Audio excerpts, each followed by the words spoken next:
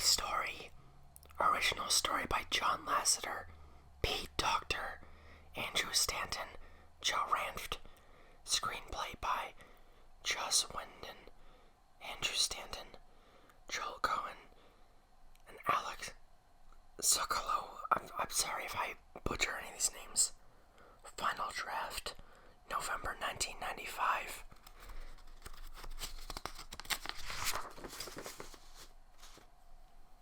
Toy Story.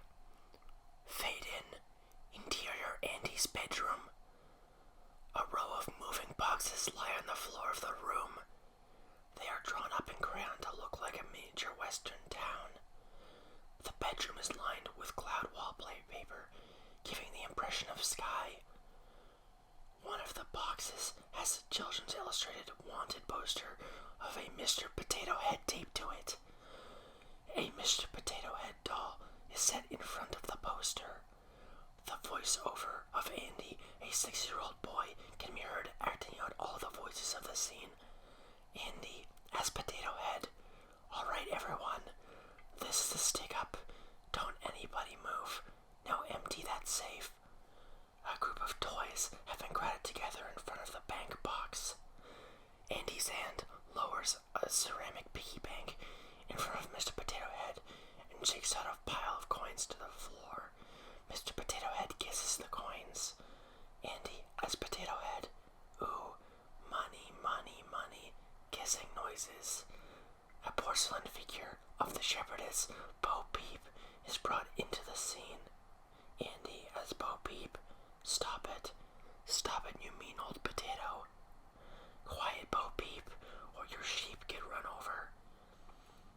The companion porcelain sheep are placed in the center of a Hot Wheels track loop. Andy, as sheep. Help. Bah. Help us. Andy, as Bo Peep. Oh no. Not my sheep. Somebody do something. Woody, a pull-string cowboy, enters into the scene opposite the inanimate Spud. Andy's hand pulls on the ring in the center of Woody's back. Woody, voice box. Reach for the sky. Andy, as Potato Head.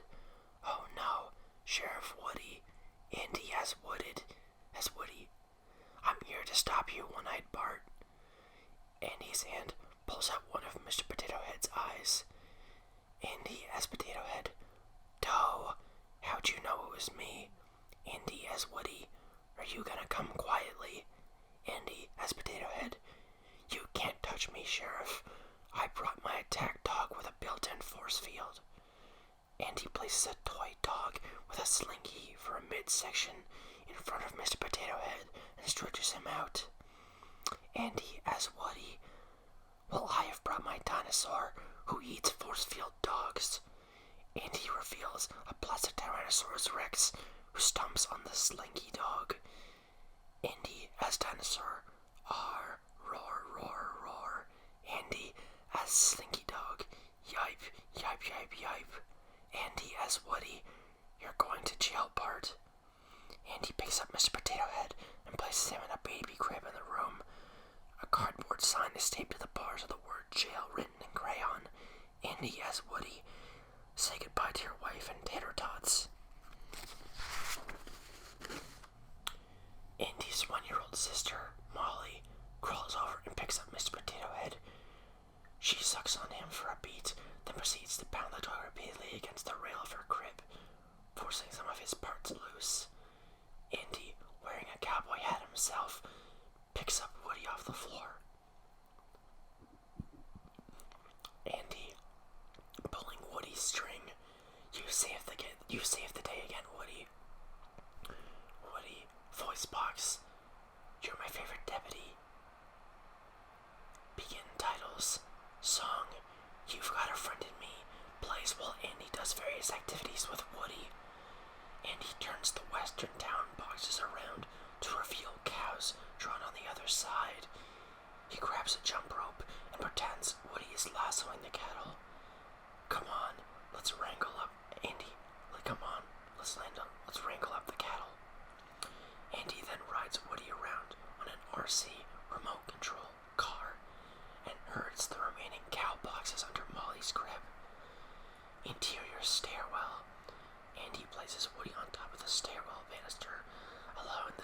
slide downstairs. Andy raises a head and catches him at the bottom. Interior downstairs living room. Andy and Woody fall into the lazy boy chair and spin around and around. Next, Andy uses the lazy boy footrest as a catapult. Andy flings Woody across the room to the sofa.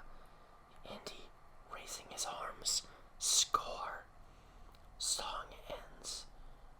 Woody lies limp on the sofa while Andy is heard talking to his mother. Andy off screen. Wow, cool. Miss Davis off screen. What do you think? Andy off screen. Oh, this looks great, Mom. Angle, the adjoining dining room. Miss Davis, Andy's 38-year-old mom, has just finished decorating the area with streamers and balloons. A banner is draped across the archway. It reads, "Happy birthday, Andy." Woody's frozen face stares in the direction of the birthday decorations. Andy, can we leave this till we move? Miss Davis, well, sure, we can leave it up. Andy, yeah.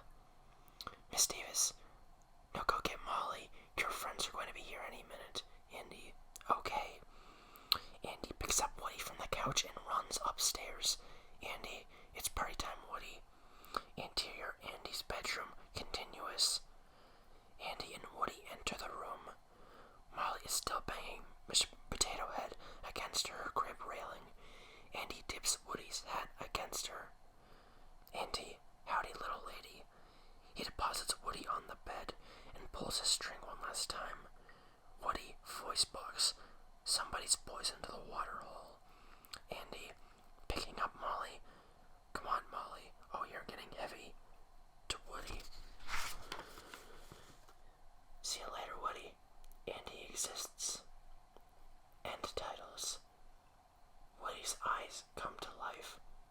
The cowboy doll sits up, his expression changing from a smile to worry.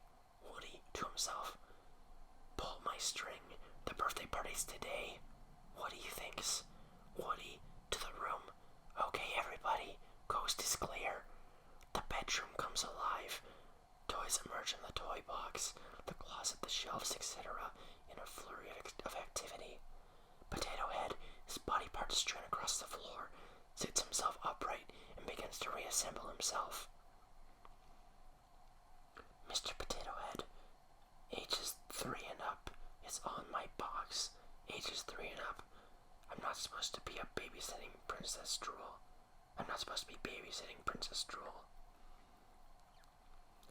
Ham, the piggy bank, flips one last penny into his coin slot. Potato Head walks up to him. All his facial pieces are in the wrong slots. Mr. Potato Head. Hey, Ham, look, I'm Picasso. Ham, I don't get it. Ham walks away. Mr. Potato Head, you uncultured swine. To somebody off screen. What are you looking at, you hockey puck? Potato Head walks past, revealing a hockey puck figurine. Woody sits on the edge of the bed, observing all the activity. He turns to a plastic green army man, Sergeant, standing on the nightstand. Woody, hey Sarge, have you seen Slinky? Sergeant, saluting. Sir, no, sir. Woody, okay, thank you. At ease, Woody hops off the bed. Woody, hey Slinky off screen. Right here, Woody. A toy Slinky dog, Slinky, appears from under the bed, pushing out a checkerboard set. It begins to place the checkers on the board. Slinky, I'm red this time. Woody, no, Slink. Slinky, oh, well, alright, you can be red if you want. Woody, not now, Slink. We've got some bad news. Slinky, bad news. Woody, shh. Woody covers up Slinky's mouth. Oh, the other toys in the room are watching. He leans in close to Slinky. Woody, whispering, just gather everyone up for a staff meeting and be happy. Slinky, okay. Slinky, got it. Slinky shuffles off. Woody, be happy. Slinky perks up his gains and laughs hard. Woody proceeds in the other direction. He passes a toy robot and snake partially hidden under the bedspread.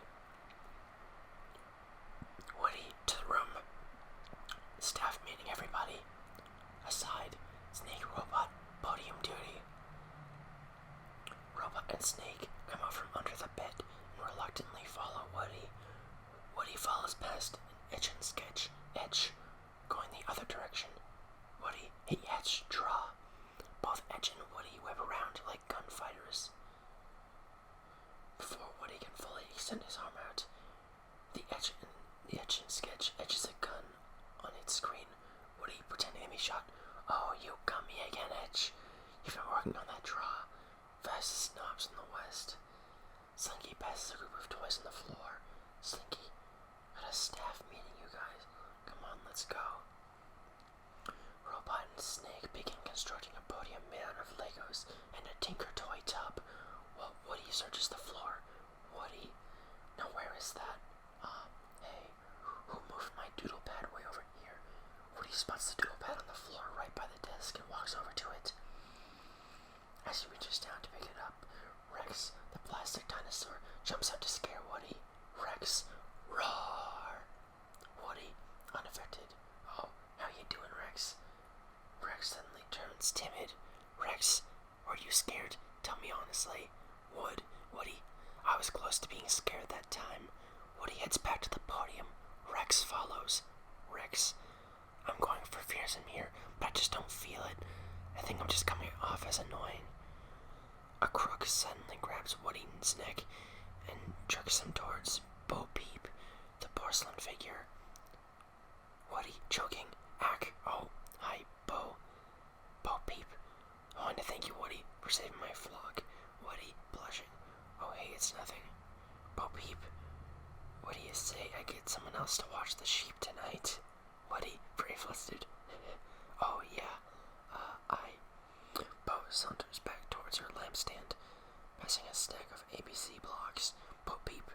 Remember, I'm just a couple of blocks away. Woody is left love-struck. All the rest of the toys in the room are filling past Slinky. Slinky, come on, smaller toys up front. Woody remains love-struck in the middle of the room. Slinky. Hey, Woody, come on. Woody snaps out of his trance and rushes over to the podium.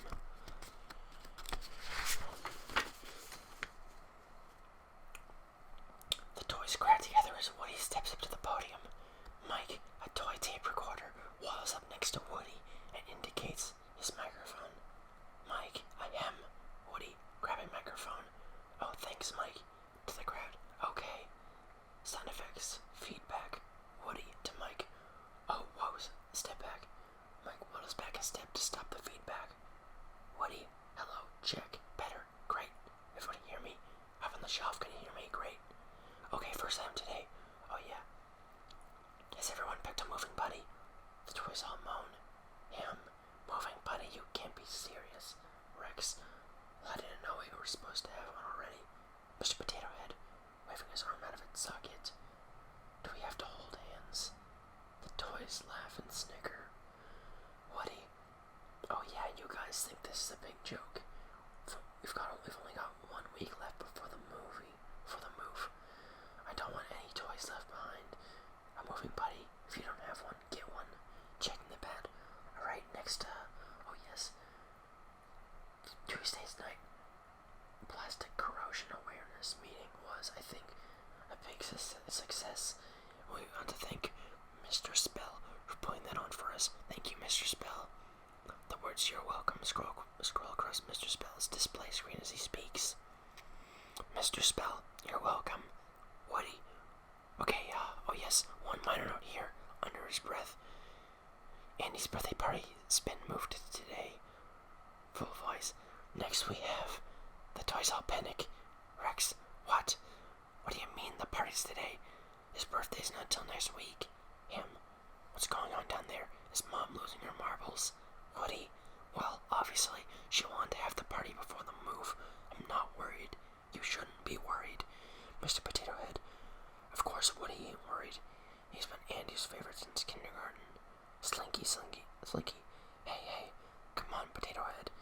If Woody says it's alright, then, well, darn it, it's good enough for me. Woody has never steered us wrong before. While Slinky speaks, Potato Head takes off his mouth and mimes kissing his own butt. Woody, come on, guys. Every Christmas and birthday we go through this. Rex, what if Andy gets another dinosaur? A mean one. I just don't think I can take that kind of rejection. Woody, hey, listen. No one's getting replaced. This is Andy we're talking about. Woody steps down from the podium and walks towards the crowd. Woody continued, it doesn't matter how much we've played, how much we're played with. What matters is that we're here for Andy when he needs us. That's what we're made for, right? Everyone is now looking down sheepish. Pardon me. I hate to break up the staff meeting, but they're here. Birthday guests at 3 o'clock. Woody, stay calm, everyone. Too late. The toys panic and stampede over Woody towards the bedroom window, leaving him alone on the floor. Woody, meeting adjourned. The toys all crowd around the bedroom window, trying to get a peek outside. Oh boy, will you take a look at all those presents? Mr. Potato Head, I can't see a thing. Unable to see over the crowd, Potato Head pulls his eyes out of his head and holds them up over the other toys. Angle, toys POV of Andy's front yard. Children file towards the front door carrying presents. Yes, sir. We're next month's garage sale fodder for sure. Rex panicked. Any dinosaur-shaped ones? For crying out loud. They're all in boxes, you idiot. The presents keep coming. Rex, they're getting bigger. Slinky, wait. There's a nice little one over there. At first, the kid's present appears to be a little box. But then the kid turns. The present is 4 feet long. The toys scream.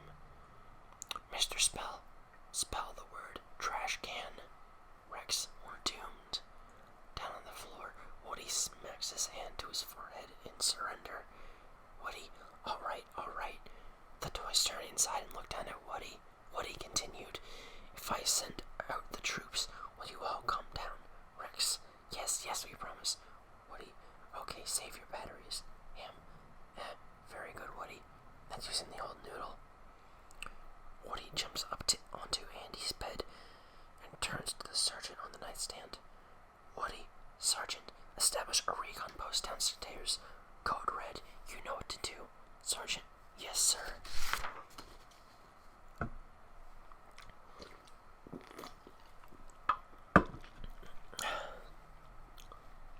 Green Army man hops down to the floor where a bucket of soldiers sits. Sergeant, all right, men, you heard him. Code Red, repeat, we're at Code Red.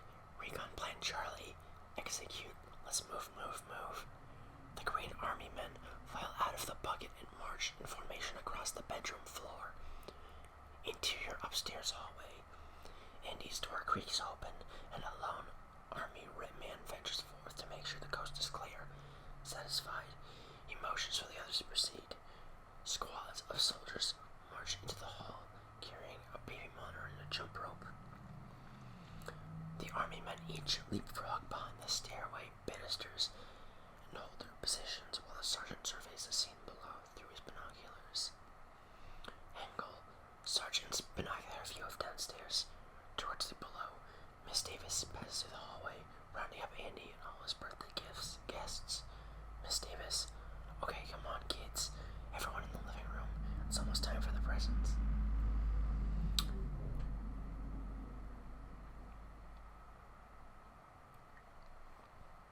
Once Miss Davis and the children are out of sight, the sergeant motions to his men with a silent hand signal. 2 paratroopers jump out through the railing, parachuting down to the floor below. Interior downstairs hallway continuous. The paratroopers sweep the area with their plastic rifles, then give the all clear sign. The jump rope is lowered, and more soldiers rappel down. Interior, Andy's bedroom. The toys race towards the nightstand where Woody has placed the receiving half of the baby monitor.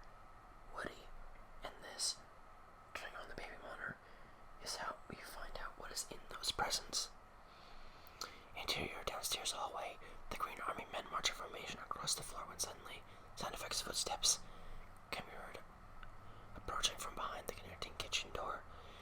Immediately the sergeant signals for first men to freeze in their various classic action poses. Miss Davis, off screen. Okay, who's coming? Here come the chips. I've got Cool Ranch and barbecue. The door opens, and Miss Davis' foot comes down hard on top of a soldier.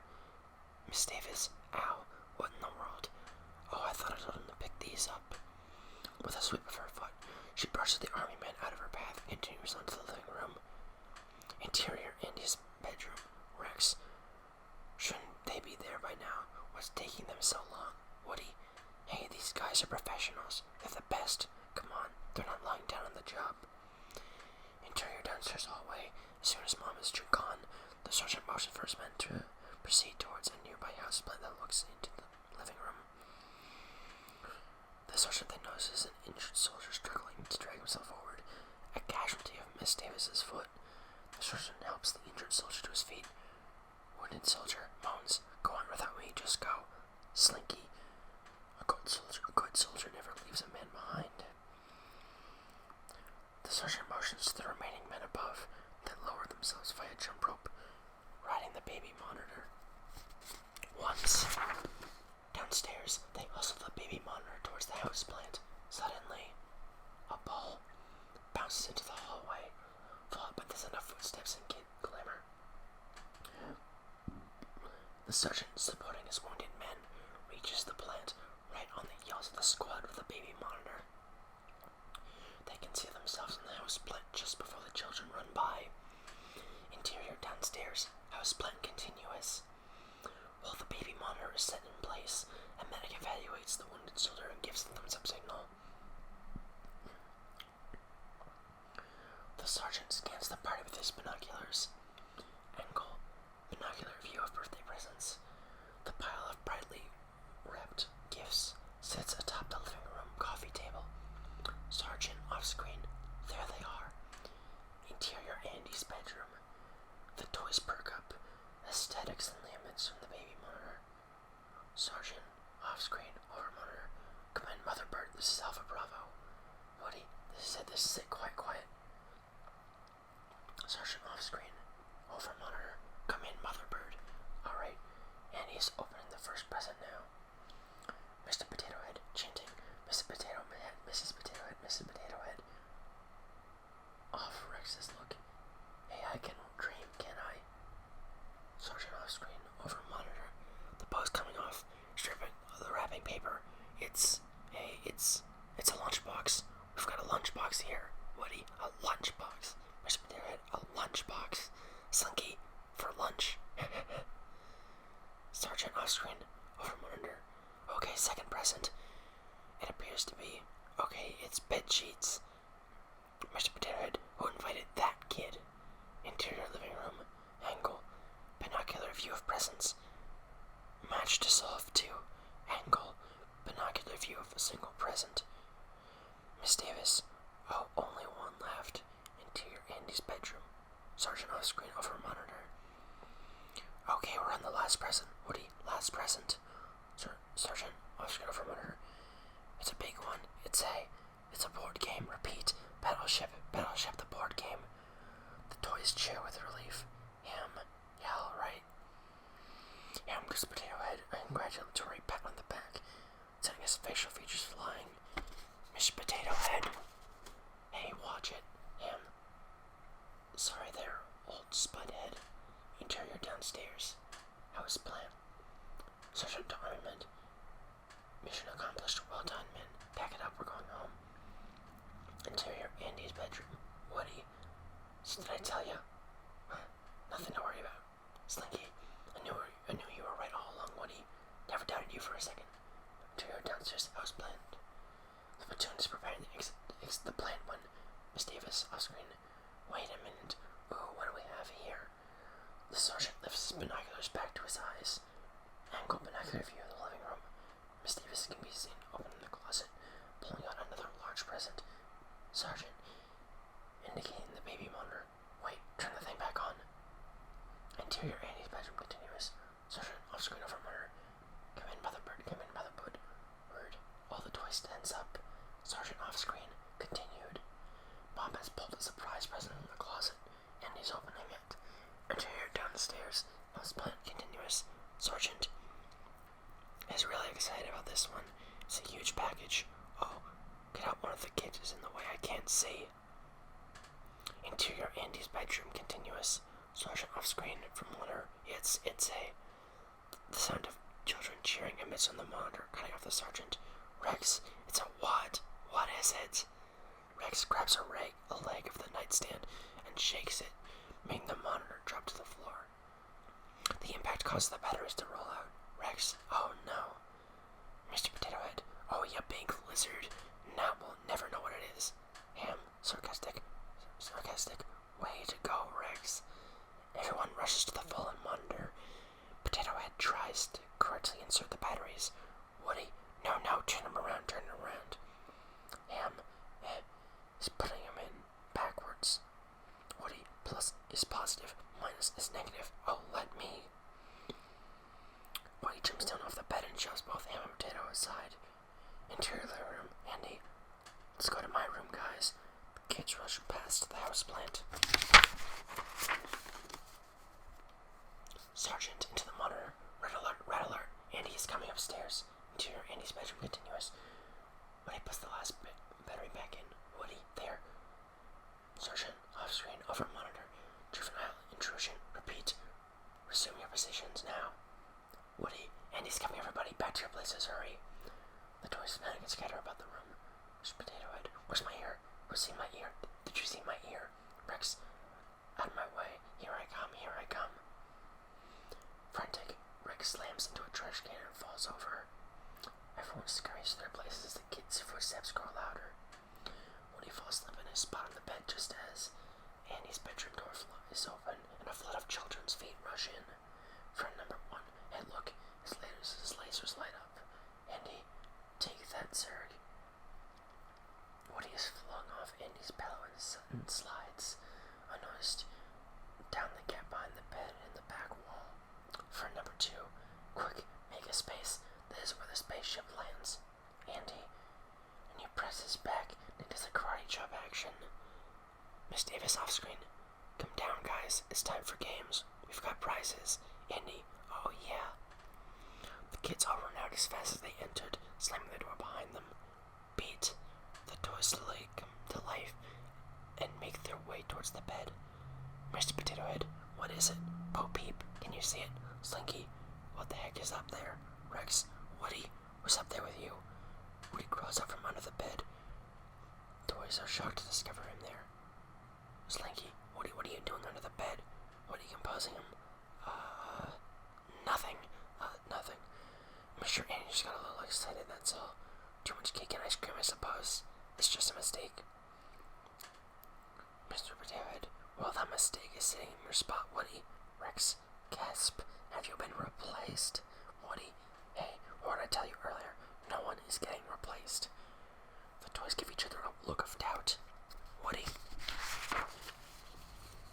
Now let's all be polite and give whatever it is up there a nice big Andy's room welcome. Woody climbs slowly up the side of the bed, peeking over the edge.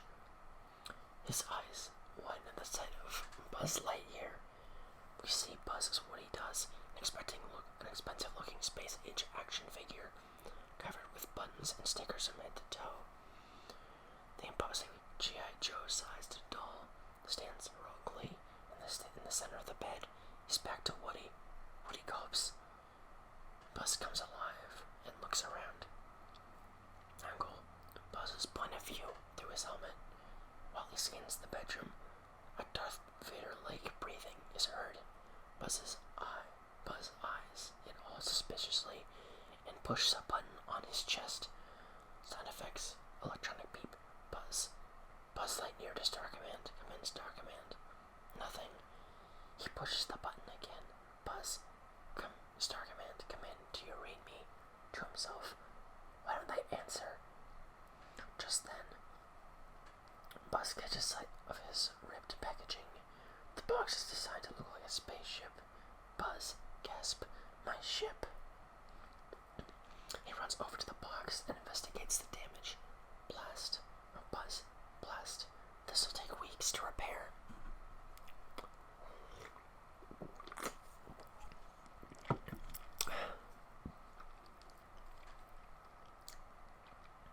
Buzz flips open a plastic compartment on his arm. His wrist communicator. Buzz. Buzz Lightyear mission log. Stardate 4072. My ship has run off course en route to Sector 12. I've crash landed on a strange planet. My impact must have awoken me from hypersleep. The impact must have awoken me from hypersleep. Buzz springs up and down on the squishy surface of the bed. Buzz into communicator. Terrain seems a bit unstable. He taps the sticker of controls on his wrist communicator. Buzz into communicator.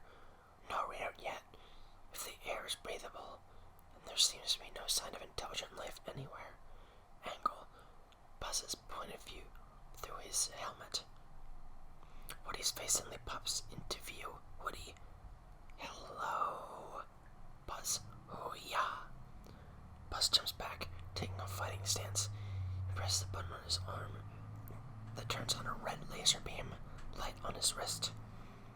Buzz aims the red light on Woody's forehead and holds it there. Woody. Whoa. Hey, whoa. Did I frighten you? Didn't mean to. Sorry. Howdy. My name is Woody, and this is Andy's room. That's all I wanted to say, and also, there has been a bit of a mix-up. This is my spot C, the bed here. While Woody is speaking, Buzz notices the sheriff badge on Woody's vest. Buzz, deactivating his laser beam. Local law enforcement. It's about time you got here. I'm Buzz Lightyear, Space Ranger, Universe Protection Unit. My ship is crash landed here by mistake. Buzz begins walking around the bed, surveying the situation. Woody tries to keep up. Yes, this is a mistake because you see the bed here is my spot. Buzz, I need to repair my turbo boosters. Do you people still use fossil fuels, or have you discovered crystallic fusion? Woody. Well, let's see. We've got double A's. Buzz, watch yourself. Buzz shoves Woody down the bed and reactivates his wrist laser. Buzz continued. Halt. Who goes there? The other toys are peeking over the edge of the bed. Rex. Don't shoot. It's okay. Friends. Buzz to Woody. Do you know these life forms? Woody. Yes. They're Andy's toys. Buzz. Alright, everyone. You're clear to come up. Buzz walks over to the toys. Buzz. I am Buzz Lightyear. I come in peace. Rex steps forward and eagerly shakes Buzz's hand. Rex. Oh, I'm so glad you're not a dinosaur. Buzz. Why, thank you. Pulls away. Now thank you all for your kind welcome. Rex. What's that button do? Buzz. I'll show you.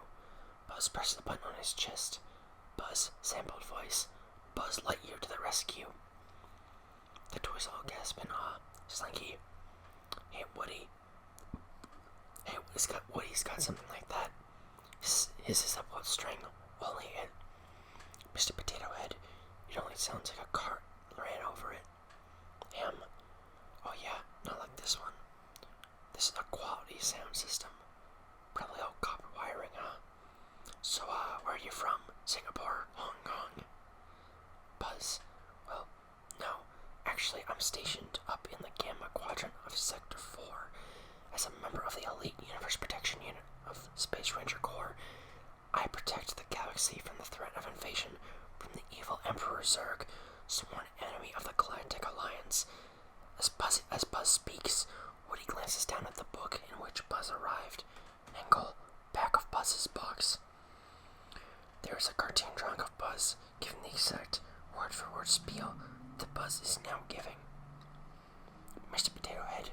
Oh, really? I'm from Play School. Rex. And I'm from Mattel. Well, I'm not actually from Mattel. It's actually from a smaller company that was purchased in a leveraged buyout. Well, I don't really understand the financials, but... Woody walks over to Bo Peep. Woody, you'd think they'd never seen a new toy before. Bo Peep. Well, sure, look at him. He's got more gadgets on him than a Swiss Army knife. Slinky presses the button on Buzz's arm, activating his laser light. Buzz quickly pulls his arm away. Buzz, be careful. You don't want that to be in your way Mr. Potato Head, hey, a laser. How come you don't have a laser, Woody? Woody, it's not a laser. It's a little light bulb that blinks. Ham, what's with him? Mr. Potato Head, laser envy. Woody, alright, that's enough. Look, we're all very impressed with Andy's new toy. Buzz, toy. Woody, T-O-Y, toy. Buzz, excuse me, I think the word you're searching for is Space Ranger. Woody, the word I'm searching for, I can't say, because there's preschool toys present. Mr. Potato Head, getting kind of tense, aren't you? Rex, Mr. Lightyear, now I'm curious, what does a Space Ranger actually do? Woody, he's not a Space Ranger. He doesn't fight evil or shoot lasers or fly. Buzz, excuse me. Buzz calmly hits a button and wings pop out. Again, the toys gasp in awe. Ham, oh, impressive wingspan. Very good. Woody, oh, what? These are plastic. He can't fly. Buzz, they are a beryllium carbonic alloy, and I can fly. Woody, no, you can't. Buzz, yes, I can.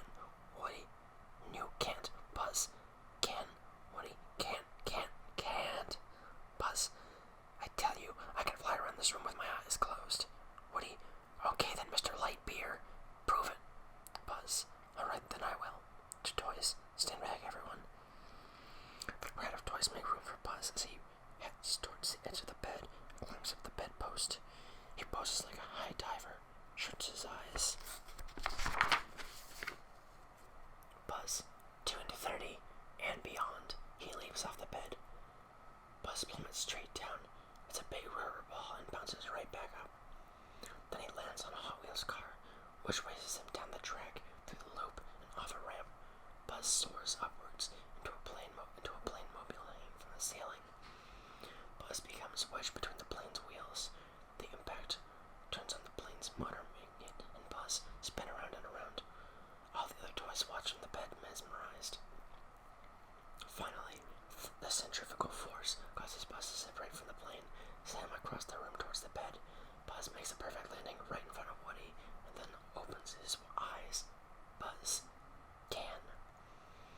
The crowd of toys rush Buzz, cheering and clapping with adoration.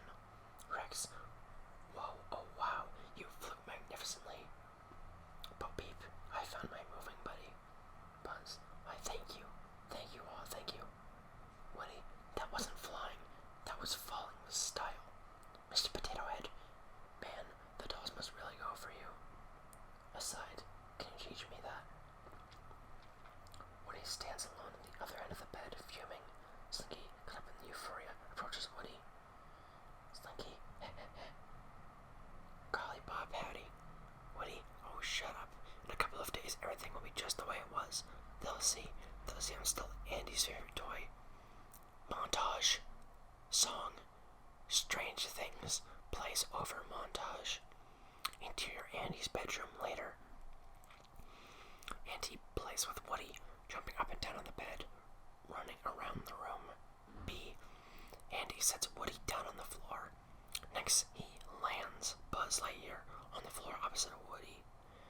Andy shoots Buzz's laser at Woody, then smacks Woody across the room as if he'd been blown away by the laser. Andy runs into his closet, wearing his cowboy hat and cowboy pajamas. Match cut to Andy runs out of the closet, clad in Buzz Lightyear pajamas and a homemade spaceman's helmet.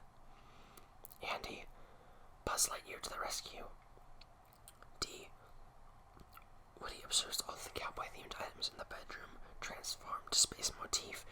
The posters, the drawing on the wall, the pillow, the bedspread. E. Buzz watches Rex execute a wimpy roar. The Space Ranger suggests a few tips for the dinosaur. Rex tries again, this time giving a Jurassic Park roar. The roar blasts Potato Head's features right off his face. F. Woody passes etch and sketch, sporting a portrait of Buzz. Woody looks across the room to see Buzz combing Troll Doll's hair, treading away like a hairdresser. Woody angrily shakes Edge, removing Buzz's image.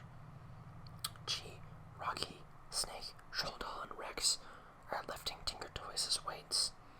Buzz works out on top of the upside-down robot, using his feet as a treadmill. Potato Head attempts to lift his Tinker Toy barbell, but ends up tumbling backwards, leaving his arms connected to the barbell. H, Woody looks under the bed for Slinky, finding only the checkerboard. Woody peeks around the corner of the bed to see Slinky and Robot under Buzz's direction, setting Buzz's ship up on top of ABC blocks for repair.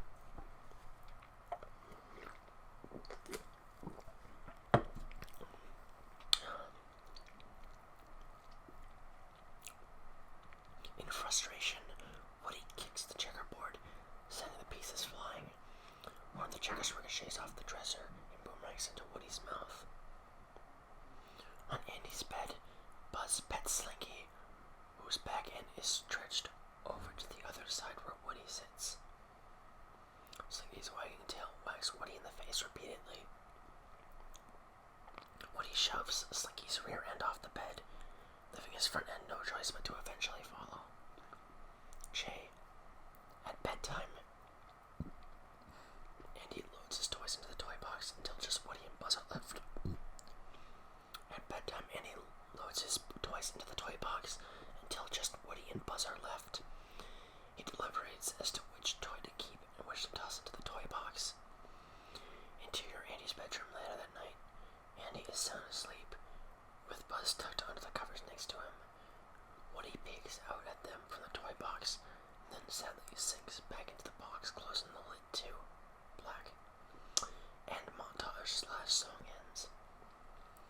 The black screen splits horizontally to become interior Andy's bedroom morning. Woody's point of view of the bedroom from the toy box. All is clear, no sign of Andy. Woody throws open the lid of the toy box. Woody, finally. He takes a couple deep breaths of fresh air, then discovers that his hat is missing. Woody, looking back into the toy box. Hey, who's got my hat? A rubber shark pops up wearing Woody's got my hat. Shark, look, I'm Woody. Howdy, howdy, howdy. Woody, ah ha ha, ah ha ha. Woody, sarcastic, ah ha, ah ha ha. Grabs the hat, give me that. Woody leaps out of the toy box. Buzz, off screen. Say that, lizard and stretchy dog. Let me show you something. It looks as though I've been accepted into your culture.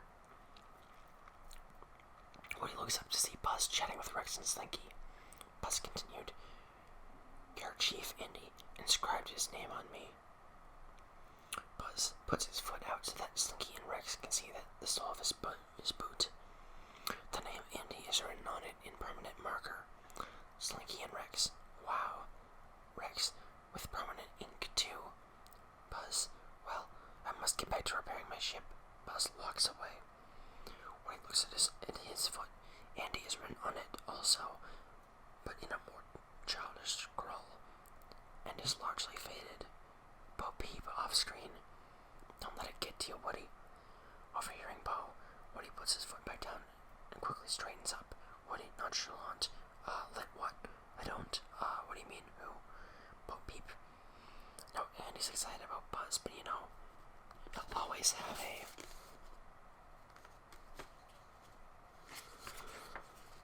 special place for you. Mr. Potato Head walking past. Yeah, like the attic. Woody, alright, that's it. Woody angrily marches across the room. Buzz's cardboard ship is still up on the ABC blocks. Buzz lays down on a skateboard and slides onto the ship like a mechanic. Snake and Robot stand by waiting for instructions. Buzz's hand reaches out from under the ship. Buzz. Unidirectional bonding strip. Buzz. Unidirectional bonding strip. Robot turns towards Snake, who stands in readiness by a tape dispenser. Robot. Mr. Lightyear wants more tape. Snake rips off a piece of tape with his mouth. Woody approaches the skateboard, grabs hold of Buzz's foot, and pulls him out from under the ship. Woody, listen, Light Snack. You stay away from Andy. He's mine, and no one is taking him away from me. Buzz, what are you talking about? The robot. Where's that bonding strip? Buzz rolls himself back under. Woody rolls him out again. Woody, and another thing. Stop with the spaceman thing. It's getting on my nerves.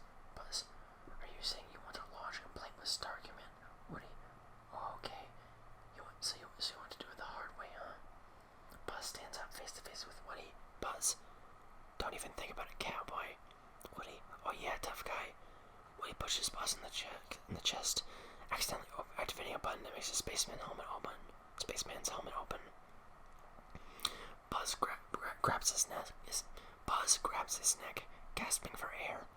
He drops to his knees and begins to writhe on the ground, holding his breath. Woody is unsure how to react. Suddenly, Buzz sniffs the air. Buzz, the air isn't toxic. Buzz rises and points an accusing finger at Woody. Buzz, how dare you open a spaceman's helmet on an uncharted planet? My eyeballs could have been sucked from their sockets. Buzz closes his helmet. Woody, you actually think you're the Buzz Lightyear? Oh, all this time I thought it was an act. To the room. Hey guys, look, it's the real Buzz Lightyear. Buzz, you're mocking me, aren't you? Woody, oh, no. Buzz, look, an alien. Buzz, where? Buzz falls for the trick and turns around. Woody keels over with laughter. Sound effects, dog barking. Woody stops short. All the toys look to the bedroom window. Sid off screen. Yes. Woody, uh-oh. Slinky hides under the bed. Slinky, it's Sid. Rex, I thought he was at summer camp. They must have kicked him out early this year. The toys rush over to the window. Rex, oh no, not Sid. Sid, off screen, incoming. From out the window, Sid Phillips, hyperactive 10-year-old, and his dog Scud can be roughly made out jumping around in their backyard. A tiny figure stands isolated in the center of the yard. Sid pummels the figure with rocks while Scud strains at his leash, barking wildly. Mr. Potato Head, who was it this time? Woody, I can't tell. Hey, where's Lenny? Lenny off screen, right here, Woody. Woody turns to see Lenny, a pair of fine binoculars, approaching him from the other end of the desk. Woody picks Lenny up and looks to him to survey the scene. Rex, oh no, I can't bear to watch one of these again. Angle, binocular view of Sid's backyard. A full-size toy soldier is posed in a running stance in the center of the backyard. A huge M80 is strapped to the doll's back with masking tape. Woody, oh no, it's a combat Carl. Sid off screen. Please out of the next 9 lines. Just stay where you are, Corporal. Don't move, Carl. You'll blow up. I know you're tired. I know your leg is cramped, but you can't move. Do you hear me? Buzz breaks through the crowd. Buzz, what's going on?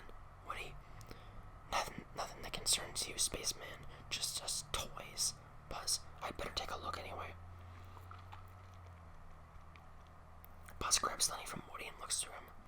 Buzz, why is that soldier strapped to an explosive device? Woody, redirecting Buzz's view. That's why. Sid. Binocular view of the dog Scud. Buzz, sure is a hairy fella. Woody, no, that's Scud, you idiot. Again, Woody reaches Buzz's view. Angle, binocular view of Sid. He is sporting a skull t-shirt and laughing hideously. Woody, that is Sid. Buzz, you mean that happy child? Mr. Potato Head, that ain't no happy child. Rex, he tortures toys just for fun. Buzz, well then you've got to do something. Buzz steps up onto the window ledge. The toys gasp in shock. Bo Peep, what are you doing? Get down from there. Buzz, I'm going to teach that boy a lesson. Woody, yeah sure, you go ahead. Melt him with your scary laser. Woody presses Buzz's laser button. It emits a wimpy electronic beep. Buzz quickly pulls his arm away. Buzz, be careful with it. It's extremely dangerous. While Woody and Buzz banter, Lenny witnesses Sid lighting the fuse of the M80. Lenny, he's lighting it. He's letting it. Sid off screen. No, Carl. Lenny hit the dirt. The toys jump away from the window. Sound effects, explosion. Dirt clouds and toy shrapnel rain down along the side of Andy's house. Sid off screen. Yes, he's gone. He's history. Andy's toys peek over the windowsill.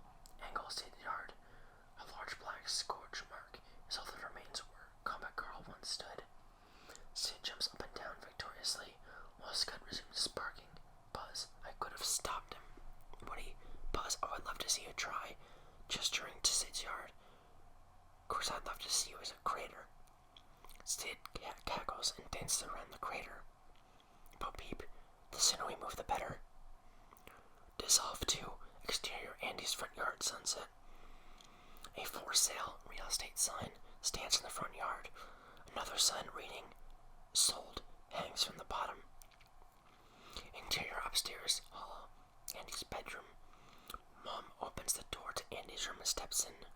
The room is full of packing boxes, most of them half full. Andy is playing with Woody and Buzz. Andy, to infinity and beyond. Miss Davis, oh, all this packing makes me hungry. What'd you say to dinner at, Pizza Planet? Andy, Pizza Planet, oh, cool. Andy throws the two toys on his desk, with Buzz Lightyear right on top of Woody. Miss Davis, go wash your hands and I'll get Molly ready. The minute the door is closed, Woody comes alive and shoves Buzz off him. Andy off screen, can I bring some toys? Miss Davis off screen, you can bring one toy. Andy off screen, just one. Woody perks up with concern. Woody to himself, one toy. He glances over his shoulder at Buzz, who's walking away towards the opposite end of the desk. Woody picks up a magic 8-ball left beside him on the desk. With his back to Buzz, Woody quietly shakes the 8-ball. Woody whispering, will Andy pick me? He tips the 8-ball over. The triangular oracle floats up to the surface. Its prediction reads, don't count on it. Woody, don't count on it. No. Woody throws down the 8-ball in disgust. It rolls across the desk and falls behind it with a loud thud. Woody suddenly becomes more interested in the back of the desk and peers down behind it. Angle back of the desk. The 8-ball is wedged way down near the bottom. The space is a black chasm, dark and deep, just big enough to fit in a toy. Woody looks across the desk at Buzz. He's humming to himself as he forges through Andy's pen pencil tray looking for tools to repair his ship with. Right behind Buzz sits the RC car. It rests on the desktop, pointing in the direction where the 8-ball fell, with a remote laying by its side. Woody smiles for a beat, then runs in panic over to Buzz. Woody, Buzz, oh Buzz, Buzz Lightyear, thank goodness we've had trouble. Buzz, trouble, looking around where? Woody, pointing to the back of the desk. Down there, just down there, a helpless toy, it's trapped, Buzz. Buzz, there's no time to lose. Buzz runs over and looks down the edge of the desk. Buzz, I don't see anything. Woody picks up the remote for the RC car and switches it on. RC's eyes, headlights open sleepily. Woody, always there, just keep looking. Woody hits the forward button of the remote and steers the RC car straight for Buzz. Buzz, what kind of toy? Buzz turns around to see the RC car headed straight for him. He dives out of the way as the RC car smashes into the base of a bulletin board. The impact forces push pins to fly out of the board. Buzz ducks as pins land all around him, sticking into the desk like arrows. Potato Head sits on the floor in the midst of the card game with him. He looks up at the desk and gasps as the bulletin board slams down onto a globe, knocking it out of its stand. The globe starts rolling right at Buzz, where he stands frozen in disbelief at the chaos he's created. Buzz runs along the desk, the globe rolling right behind him, Indiana Jones style. Buzz gets stuck log rolling on a pile of pencils, but at the last seconds jumps out of the way onto the window ledge. The glow bloomers past Buzz strikes a luxo-style desk lamp. The arm of the lamp swings all the way around, barely missing Woody, and knocks Buzz out the window. Toys, Buzz. Woody, Buzz. Woody looks out the window, no sign of Buzz. All the other toys rush over to the cell. Slinky, I don't see him in the driveway. I think he bounced into Sid's yard. Woody backs away from the commotion unnoticed. Rex, gasp, Buzz. RC car. Electric motor sounds. Whir, whir, whir. Rex looks over to RC. The remote control car is bouncing up and down excitedly. Rex, hey everyone, RC's trying to tell us something. RC's trying to say something. The toys turn from the window to RC. Rex, lean down close to RC. What is it by, boy? RC car. Electric motor sounds. Whir, whir, whir. Mr. Potato Head, he's saying that this was no accident. Toys, huh? Bo Peep, what do you mean? Mr. Potato Head, I mean, Humpty Dumpty was putting at Woody, by Woody. Toys, what? The toys turn to Woody, who suddenly realizes how this looks. Woody, wait a minute. You don't think I meant to knock Buzz out the window, do you, Potato Head? Mr. Potato Head, that's Mr. Potato Head, you backstabbing murderer. Woody, no, it was an accident, guys. Come on now, you gotta believe me. Slinky, we believe you, Woody. Right, Rex? Rex backing away. Oh, I don't like confrontations. The sergeant pops out of the army bucket next to Woody. Sergeant, where is your honor, dirtbag? You're an act of disgrace. You don't deserve to. Woody seals the lid back on the bucket. Potato Head starts closing in on Woody. Mr. Potato Head, couldn't handle Buzz cutting in on your playtime, could you, Woody? Didn't want to face the fact that Buzz just might be Andy's new favorite toy, so you got rid of him. Well, what if Andy starts playing with me more, Woody, huh? You're gonna knock me out of the window, too. Potato Head has driven Woody back to the very edge of the desk, trapped. I don't think we should give him the chance. Suddenly the lid pops off the bucket of army men. Sergeant, there he is, men. Frag. The army men yell charge and pounce on Woody. While the rest of the toys close in, Mr. Potato Head will string him up by his pull string. I got this on his hat.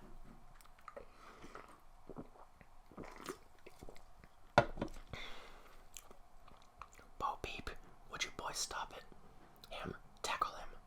Woody, no. Wait, I can explain everything. Miss Davis off screen. Andy, come on. Andy off screen.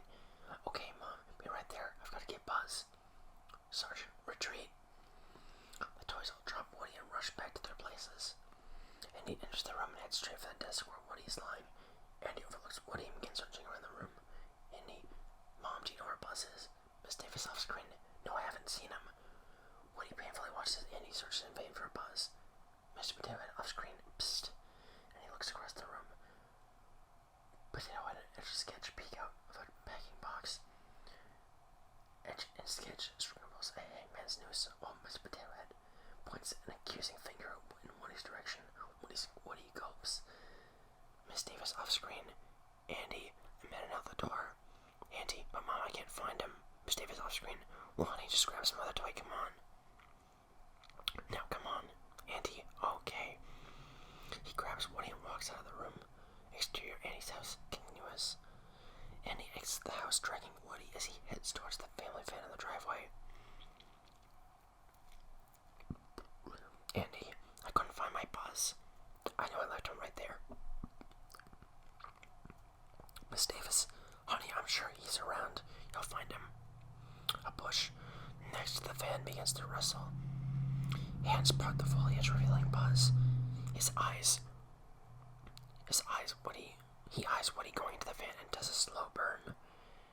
The van engine starts up. Buzz races out of the bush and with a mighty leap grabs the rear fender of the van as it pulls out of the driveway. Angle, side of Andy's house. A chain of monkeys falls into view, dangling considerable distance above the ground. Exterior Andy's bedroom window continuous.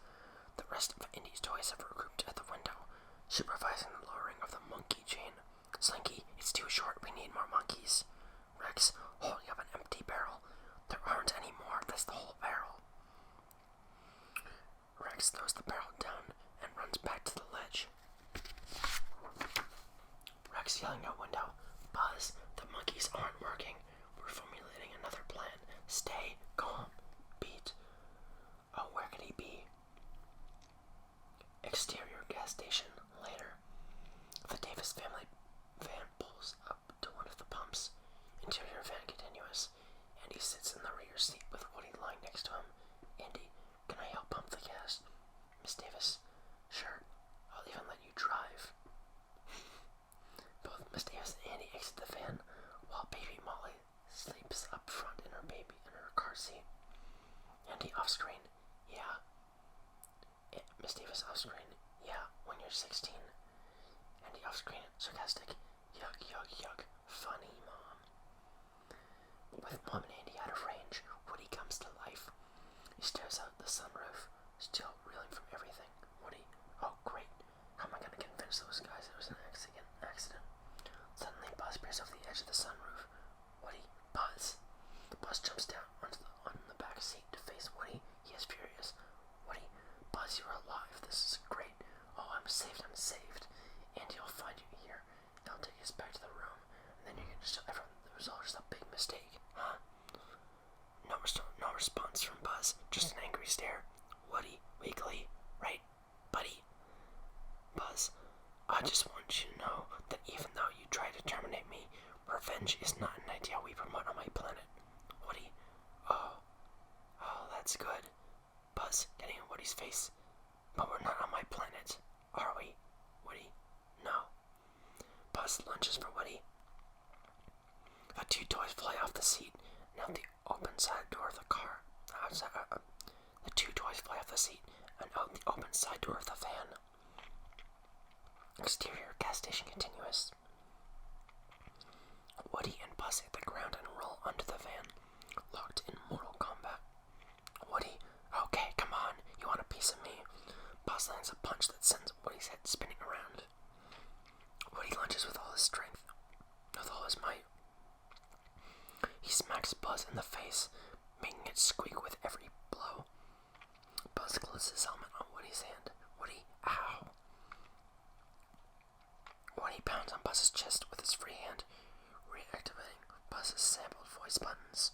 Sound effects. Car door slam. The doors stop fighting before they can react. Miss Davis off screen. Next stop, Andy off screen. Pizza Planet. Yeah. The van drives off. Woody, gasp, Andy. Woody starts to run in the direction of the van, but drives out of sight, leaving Buzz and Woody stranded. Woody, doesn't he realize that I'm not there? Pete, I'm lost. Oh, I'm a lost toy. Meanwhile, Buzz checks the surroundings. He flips open his wrist communicator. Buzz Lightyear mission log. The local sheriff and I seem to be at a huge refueling station of some sort. Woody whips around, his expression changing from panic to seething anger. He charges at Buzz. Woody, you. Sound effects. Loud truck horn. Just then, the toys are bathed in headlight beams of a behemoth tanker truck pulling up into the station. Buzz dives off to the side while Woody collapses right where he stands on the pavement. The truck roars over him. A gigantic tire stops just millimeters from Woody's nose.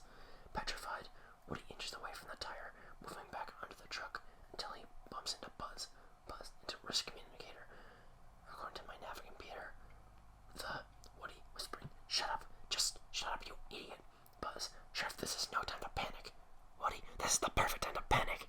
I'm lost. Andy is gone. They're going to move in their house in 2 days and it's all your fault." Buzz, "My fault. If you hadn't pushed me out of the window in the first place." Woody, "Oh yeah. Well, if you hadn't shown up in your stupid little cardboard spaceship and taken away everything that was important to me." Buzz, "Don't talk to me about importance. Because of you, the security of the entire universe is in jeopardy." Woody, incredulous, "What? What are you talking about?" Buzz walks to the edge of the truck tire, points up to the stars. Buzz, "Right now, poised at the edge of the galaxy, Emperor Zurg has been secretly building a weapon with a destructive capacity to reveals this weapon's only weakness, pointing at Woody, and you, my friend, are responsible for delaying my rendezvous with Star Command.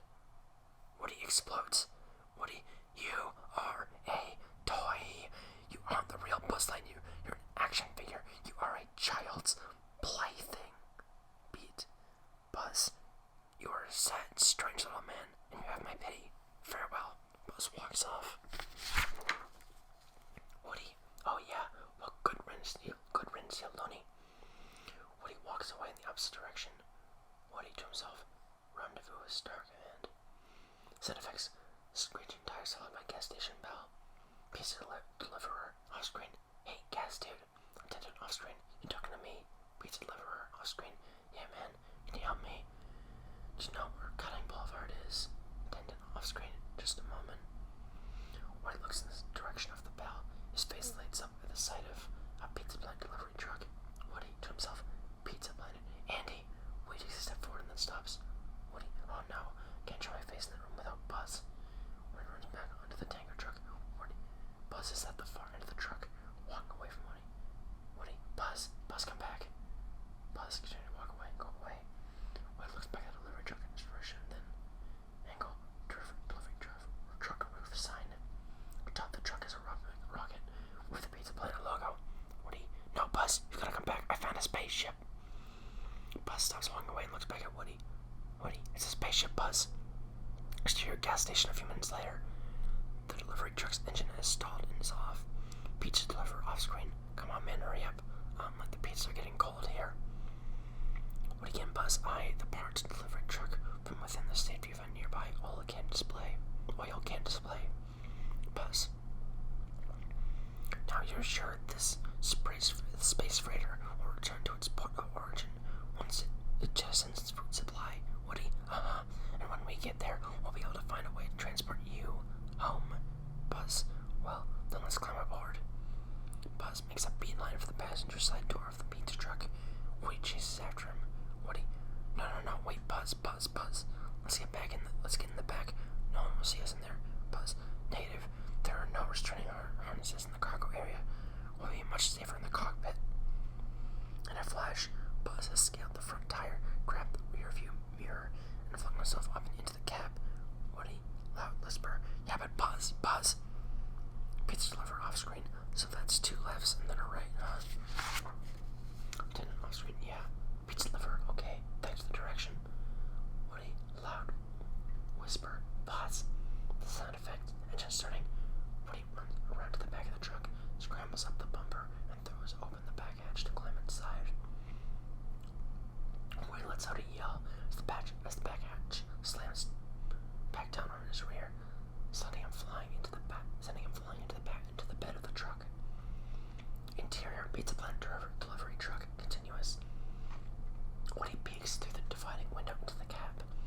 Buzz is hidden from the pizza driver's view by a stack of pizzas and their insulated covers.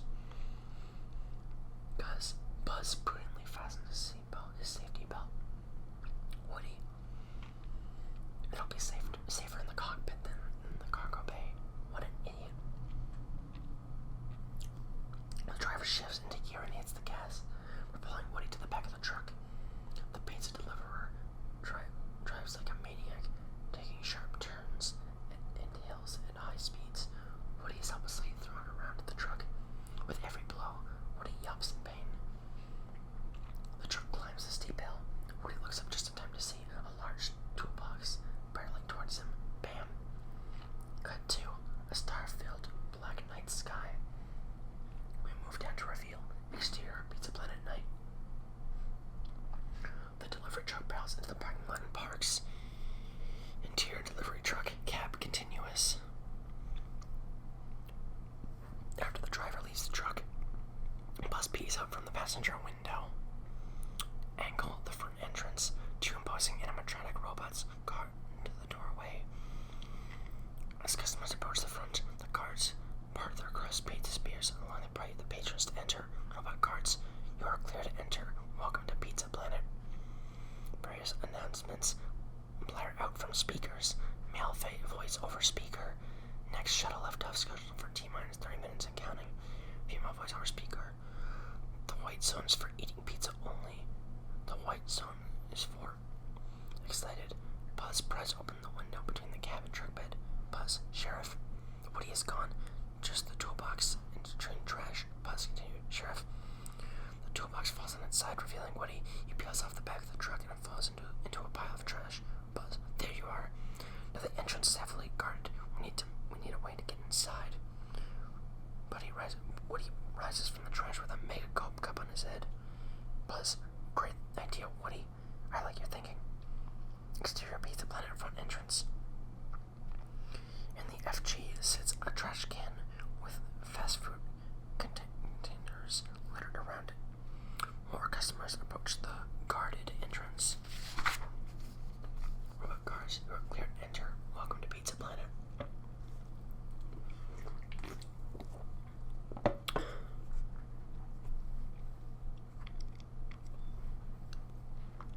The front doors automatically swing open as the people pass through. Suddenly, 2 pieces of trash, a burger container, and a mega gulp cup stand. Suddenly, 2 pieces of trash, a burger container, and mega gulp cup stand up. Buzz in burger container now. The 2 disguised toys make a dash to the closing doors. Buzz in container. Quickly, Sheriff, the airlock is closing.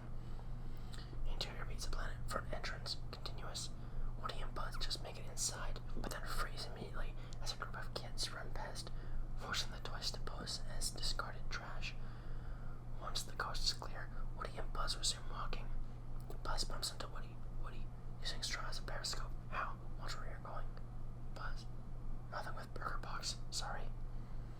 They sneak in between 2 long rows of video games and throw off their disguises. They then take a good look at the arcade. The space-themed arena is filled with hordes of children playing video games. A sea of high-tech sounds and lights overwhelm the place. Buzz is beaming with hope. Buzz, what a spaceport. Good work, Woody. Woody is busy looking at all the children in the arcade, but none of the kids look familiar to him. Just then he hears Andy off-screen. Mom, can I play back Black Hole? Please, please, please. Woody, alright, Buzz, get ready. Buzz heads for the crane game, but Woody does not notice. His eyes locked on the approaching stroller. Woody, okay, Buzz, when I say go, we're gonna jump in the basket. Woody turns and realizes Buzz is gone. He looks across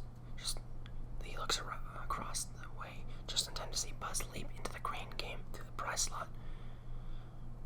Woody, loud whisper, Buzz. Woody turns back in the direction of the stroller. It has already gone past. Woody, no, this could not be happening to me. Woody runs towards the crane game, but is forced to hold back for a moment as some screaming children pass by. Interior crane game. Buzz climbs over the partition that divides the deposit slot from the prize toys and leaps into a pile of squeezed toy aliens. There are hundreds of them, all identical and way too cute. Alien number 1 excited, a stranger. Alien number 2 from the outside, aliens. Ooh. Buzz. Greetings, I am Buzz Lightyear. I come in peace. Aliens, tell us, what is it like outside? The squeezed toys rush Buzz like jabbering, excited children. When he turns around through the video games, he spots Andy standing with Mom and Molly in her stroller. Worried to himself, Andy, Miss Davis was Black Hole. Andy, oh, it's so cool. The family begins to walk away. Buzz, now we need to find a ship that's headed for Sector 12. Buzz is about to head off in the opposite direction when Woody grabs him and quickly pulls him down the video corridor. Woody, wait a minute. No, Buzz, this way. There's a special ship. I just saw it. Buzz, do you mean it has hyperdrive? Woody, hyperactive hyperdrive and astro, turf. The toys manage to get on ahead of Andy. Woody peeks around the corner of one of the video games and waits for Mom and Andy to approach. Woody, track Andy and his family. Come on, that's it. Buzz, where is it? I don't see it. Buzz stops short in sight of a crane game. It is more like a spaceship and ready to launch. Buzz continued. Spaceship. Exterior crane game. With the kids gone, Woody crosses the aisle to the crane game. Dives to the prize slot. Interior crane game continuous. Woody clambers up the side of the deposit slot.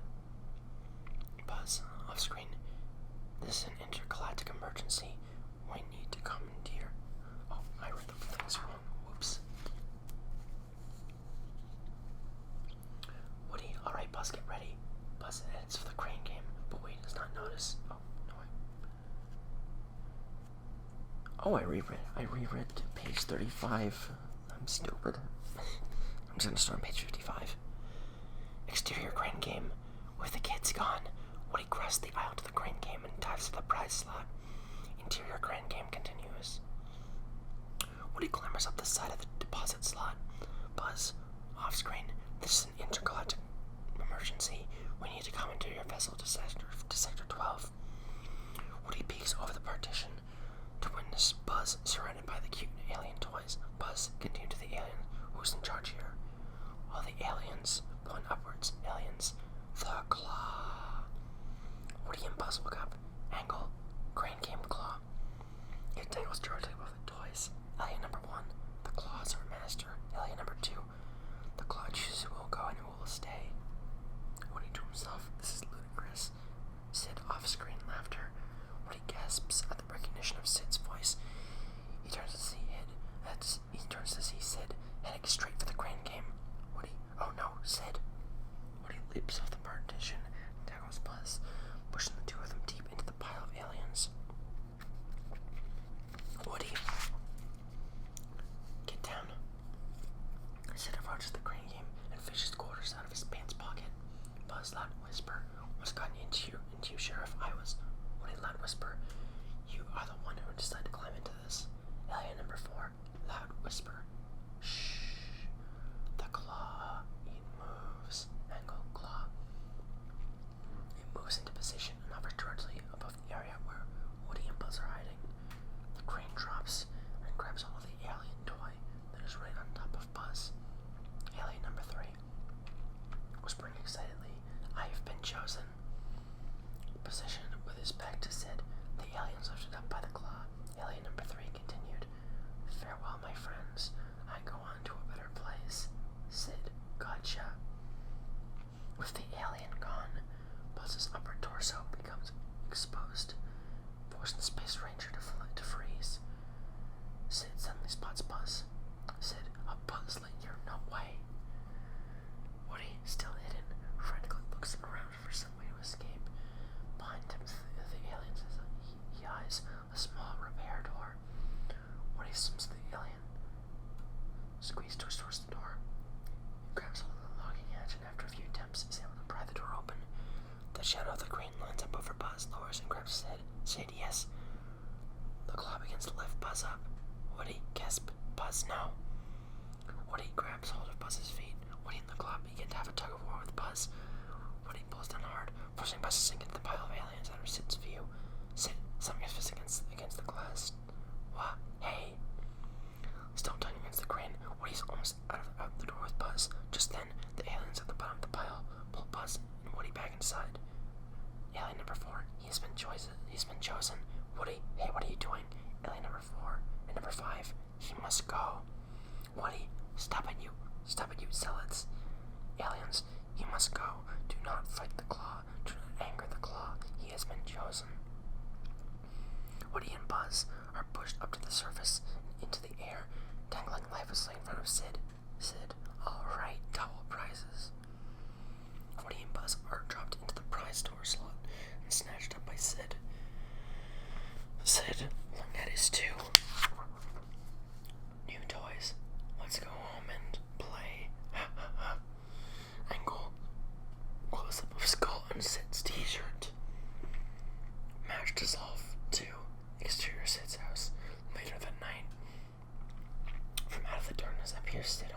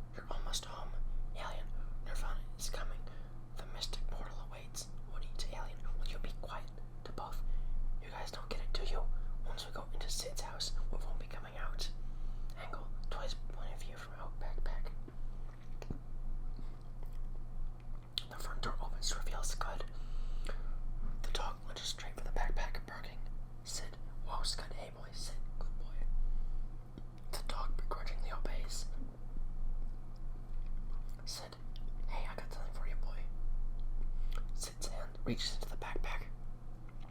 Woody, loud whisper, freeze. The toy goes still. Sid's hand grabs the alien out of the backpack. The alien is then placed sideways alongside Scott's snout. Sid, ready, set, now. In one quick motion, Scott flips the alien up, catches it in his mouth, and rapidly shakes it back and forth. Buzz and Woody react in horror. Sid, Hannah, hey Hannah. Woody and Buzz glance up to see Hannah, Sid's frail little sister, carrying her Jenny doll. Hannah, what? Sid, did I get my package in the mail? Hannah, I don't know. Sid, what do you mean you don't know? Hannah, innocent, I don't know. Sid, mock concern, oh no, Hannah, what? Sid, look, Jenny, he grabs a doll. Hannah, hey, Sid, she's sick. Hannah, panic rising. No, she's not. Sid, I'll also have to perform one of my operations. Hannah, no, don't touch her, no. Sid runs upstairs with Hannah in pursuit. Woody, not Sid's room, not there.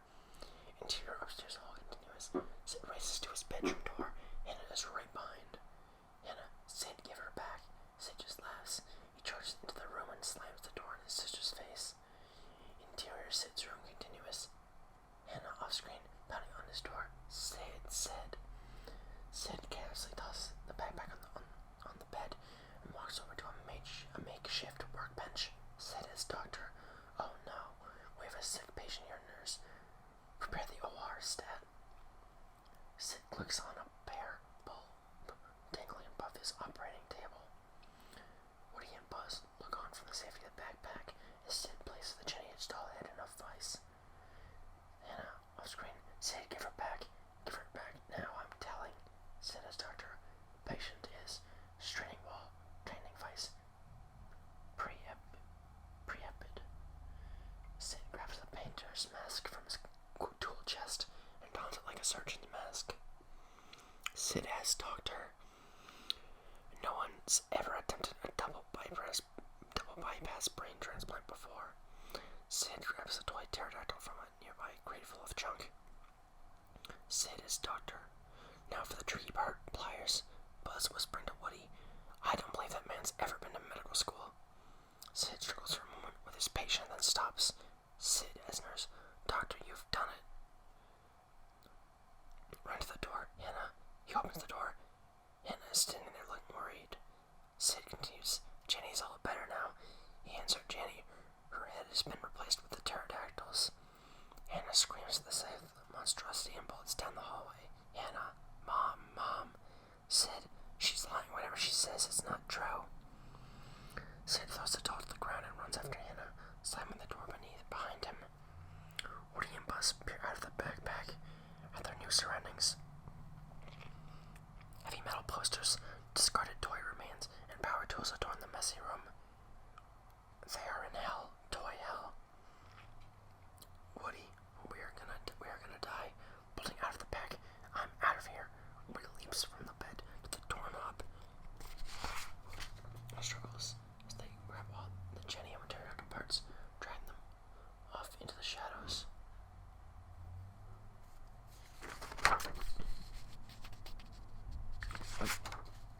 What?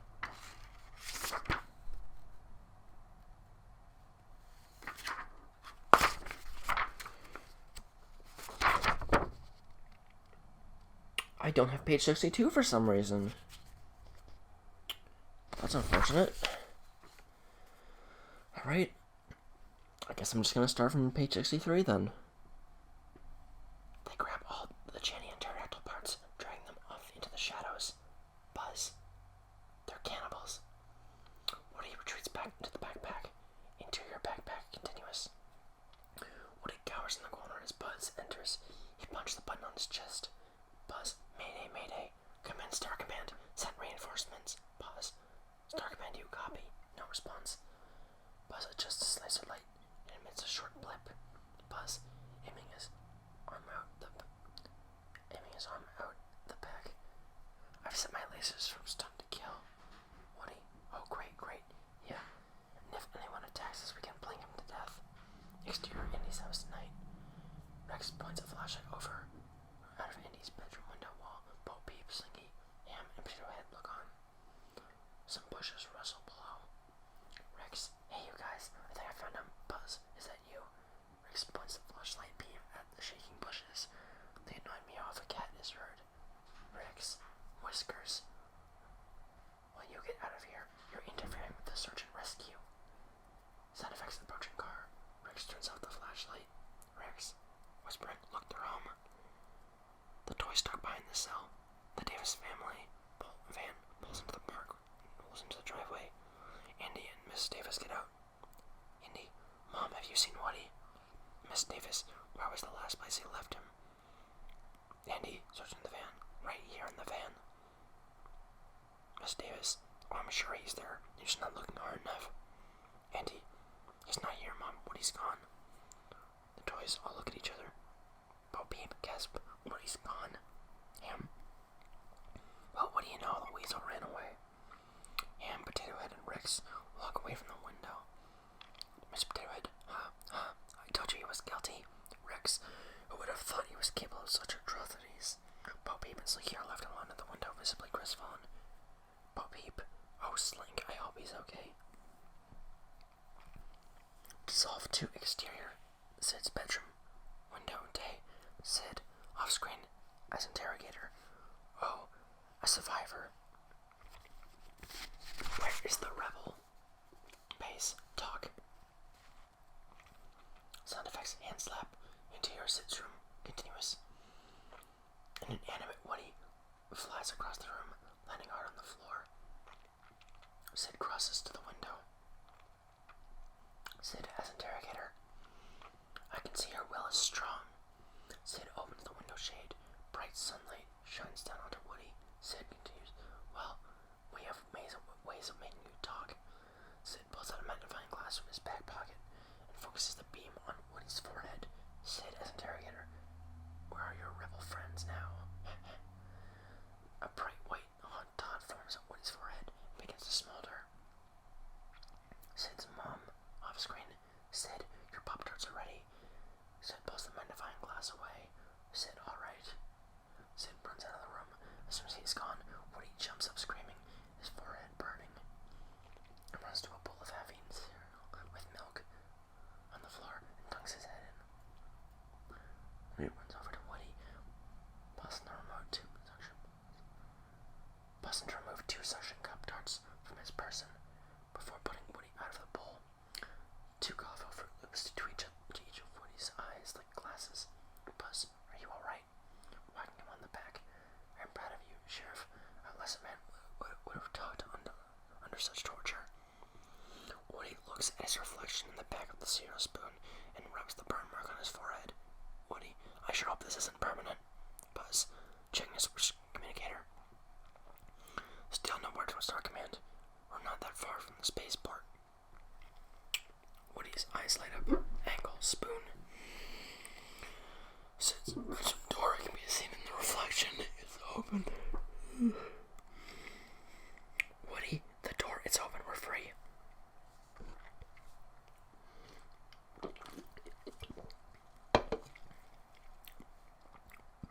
Woody runs for the door. Buzz follows. Buzz. Woody, we don't know what's out there. Woody, I'll tell you what's... The mutant toys suddenly appear and block their path to the doorway. Woody hides behind Buzz. Woody, they're gonna eat us, Buzz. Do something quick. Buzz, shield your eyes. Buzz fires his laser at them. The little red beam just flickers against Babyface's head. The mutant toys look confusedly at each other. Buzz, it's not working. I recharged it before I left. It should be good for hours. Woody, oh you idiot, you're a toy. Use your karate chop action. Grabbing Buzz like a hostage. Woody fends off the mutant toys by pushing a large button on Buzz's back, making Buzz's arm involuntarily chop up and down. Woody to mutants, get away, acha, acha. Buzz, hey, how are you doing that? Stop that. Woody, back, you savages, back. Woody swirls around the mutant toys to the open doorway, continually chopping Buzz's arm. Buzz, Woody, stop it. Sorry guys, but dinner's cancelled. Woody drops Buzz and runs out the door. Interior upstairs hallway continuous. Woody races down the corridor. Woody to himself. There's no place like home.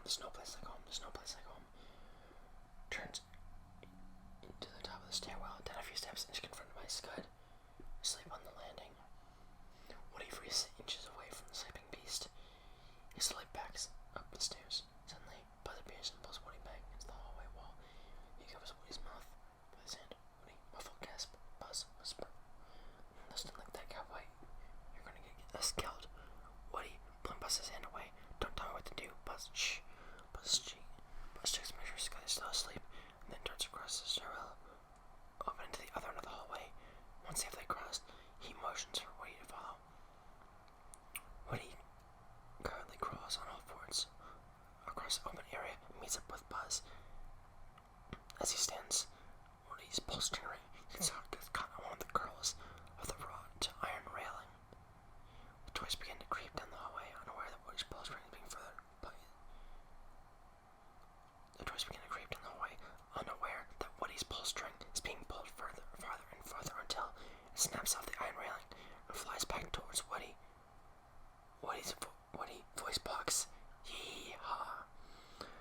Both Buzz and Woody leap in surprise at the sound of Woody's voice box. Angle Scott's eye. It opens. Woody vainly attempts to stifle the recoiling pull string. Woody voice box dude. Giddy up, partner. Growling, Scott starts up the stairs. Woody, voice box. We gotta get this wagon train moving. Woody and Buzz take off running. Buzz split up. The two doors are ajar at the other end of the hallway. Buzz dives behind one, while Woody jumps into a closet. Woody slams the door just as Scott reaches the top of the landing. Crashes can be heard from behind the closet door, getting Scott's attention. Buzz peeks out from the hallway.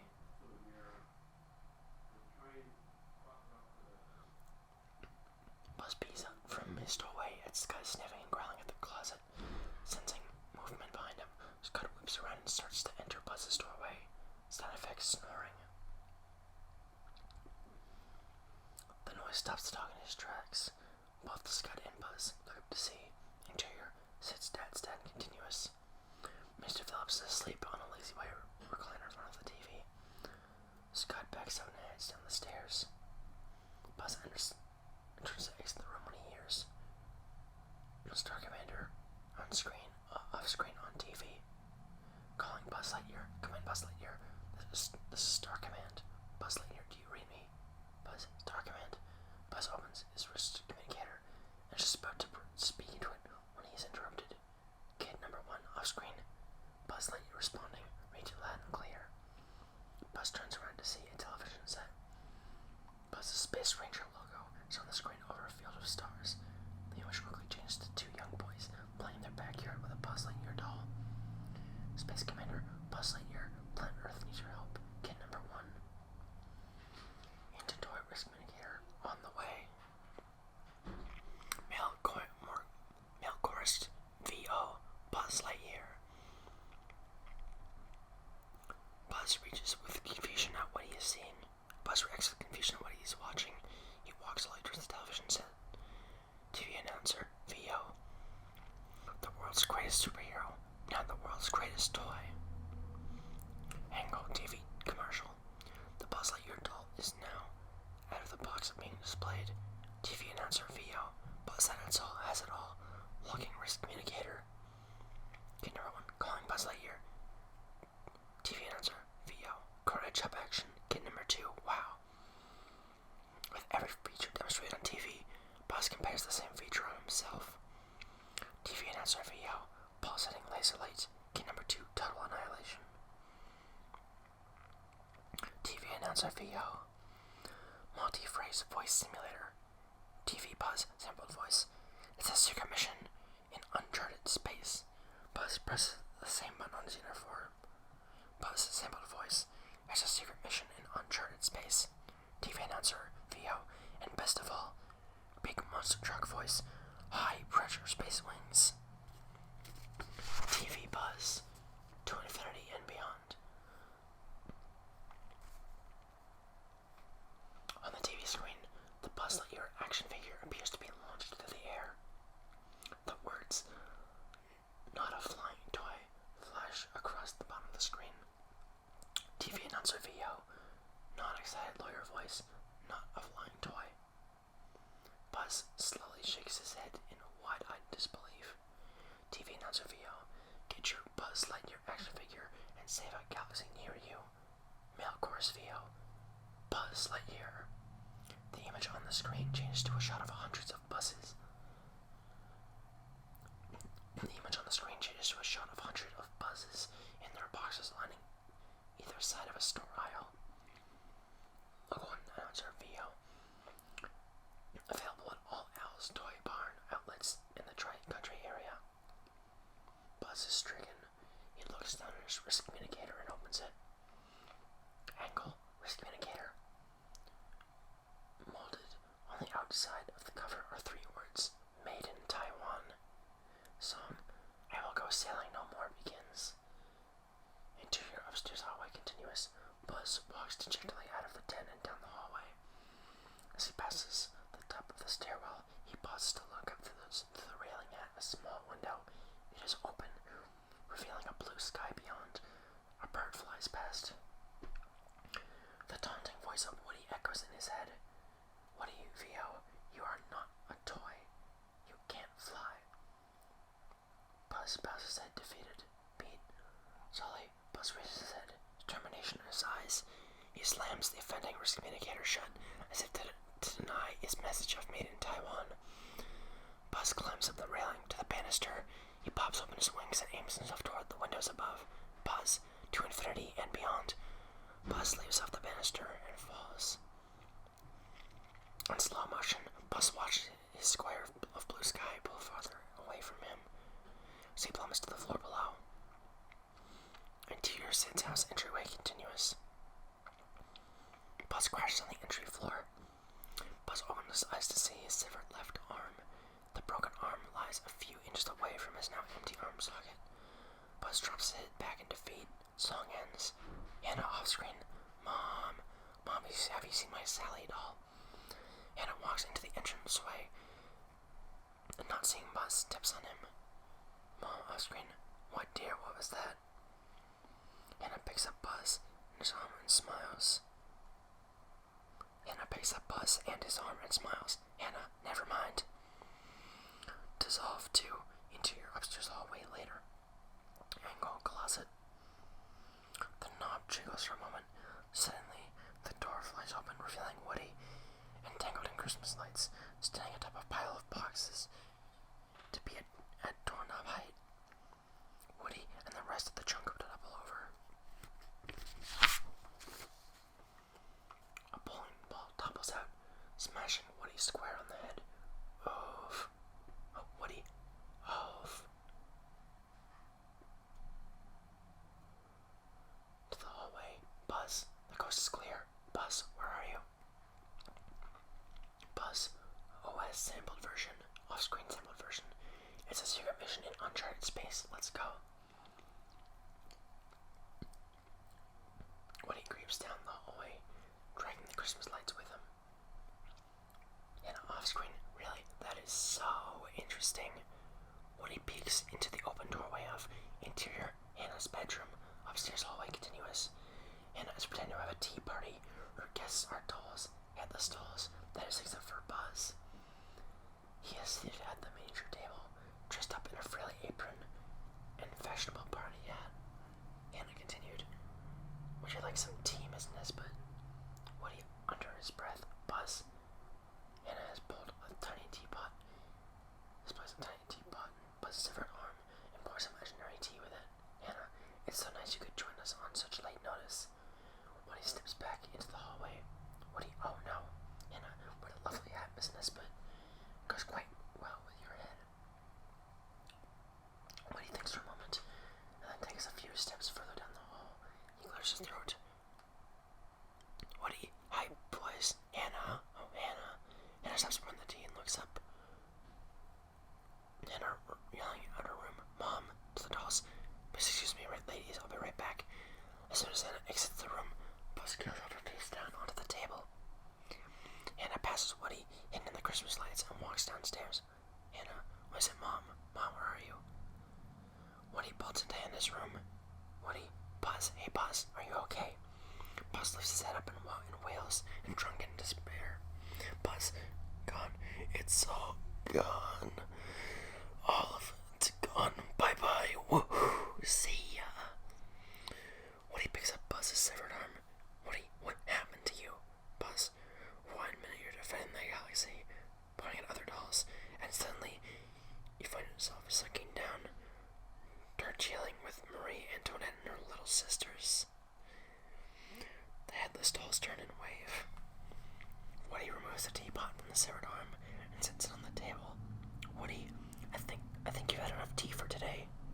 Buzz up. Let's get you out of here, Buzz. Buzz, grab it, Woody. Don't you get it? You'll see the hat. I am Miss Nesbit. Hysterical laughter. Woody, snap out of it, Buzz. Woody presses Buzz's helmet open, slaps him across the face with his own detached arm, and then politely closes the helmet. Buzz sobers up and calmly takes his severed arm from Woody. Buzz walks out of the room while Woody follows. Buzz, sober. I'm sorry, you're right. Interior upstairs hallway continuous. Buzz continued. I'm just a little depressed, that's all. I can get through this. Buzz reaches the center of the hallway and drops to his knees. Buzz, oh, it's a sham. Buzz, loud whisper. Shh, quiet, Buzz. Buzz, look at me. I can't even fly out of a window. Woody stops short. He looks down the hallway and there's no Sid's room. Angle, Sid's bedroom window. Woody can see straight out of Sid's window across to Annie's bedroom. Buzz continued. But the hat looks good. Tell me that looks good. The apron is a bit much. It's not my color. Woody, after the blue. Woody, out of the window. Buzz, you're a genius. Woody grabs the quiet little Christmas lights and drags Buzz towards Sid's room. Woody continued. Come on, this way. Buzz, years of academy training wasted. Exterior, Andy's house. Andy's bedroom window. Mr. Potato Head and Ham are playing Battleship. Ham's wearing Potato Head's hat. Mr. Potato Head, B3. Ham, Miss, G6. Mr. Potato Head, oh, you sunk it. Ham, Mr. Potato Head, are you peeking? Ham, okay, I'll quit your whining and pay up. Mr. Potato Head reaches for his ear. No, not the ear. Give me the nose, come on. Mr. Potato Head pulling out his nose nasally. How about 3 out of 5? He's about his hand his nose over to Ham when Woody, off screen, hey guys, hey. Both toys look across the way. Exterior Sid's window. Andy's bedroom window. Continuous. Woody has just finished lifting Sid's window and waves to the toys.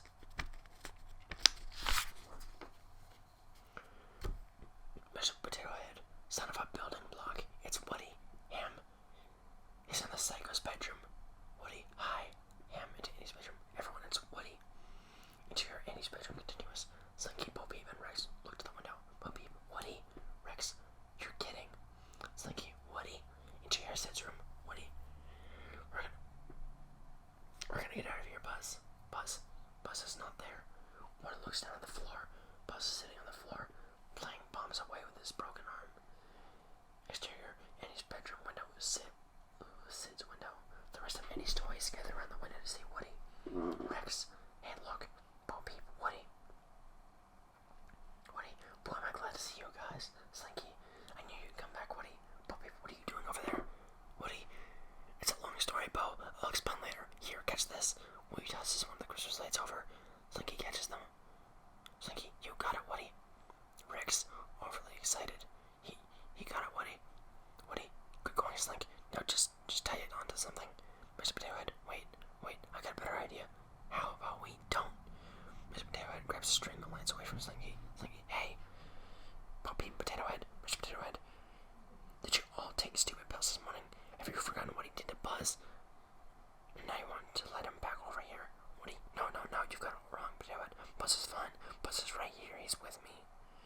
Mr. Potato Head, you are a liar. Woody, no, I'm not. To Buzz. Buzz, come over here.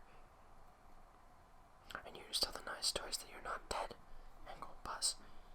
He doesn't respond, preoccupied with peeling off the sticker on his wrist communicator. He crumbles it up and tosses it aside.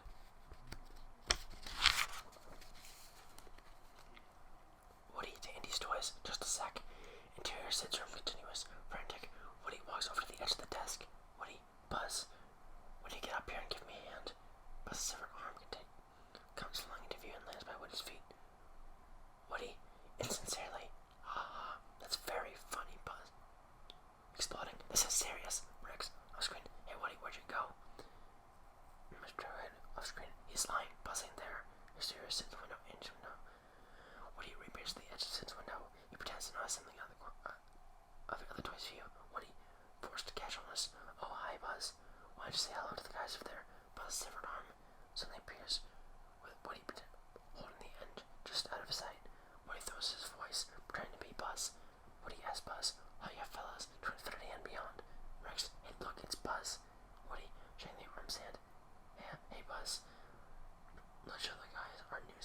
best friends handshake. Give me 5, man. Damn, something screwy here. Woody, so you see, we're friends now, guys. Oh wait, Buzz, I Buzz. You bet, give me a hug. Woody makes Buzz grab his neck and pull him forward. Woody continues himself. Oh, I love you too. See, it is Buzz. Then giving back the lights, Potato Head. Miss Potato Head. Wait just a minute. What are you trying to pull? Woody, nothing. Woody instantly shrugs and holds both hands up, exposing the severed arm. The toys all scream in horror. Riggs clasps his hands to his mouth and turns away to barf. Realizing a mistake, Woody tries to hide the arm, but it's too late. Oh, that is disgusting. Mr. Potato Head, murderer. Woody, no. Mr. Potato Head, you murdering dog. Woody, no, it's not what you think, I swear. Mr. Potato Head, save it for the jury. I hope Sid pulls your voice box out, you creep. Mr. Potato Head drops the lights. Woody, no, don't leave.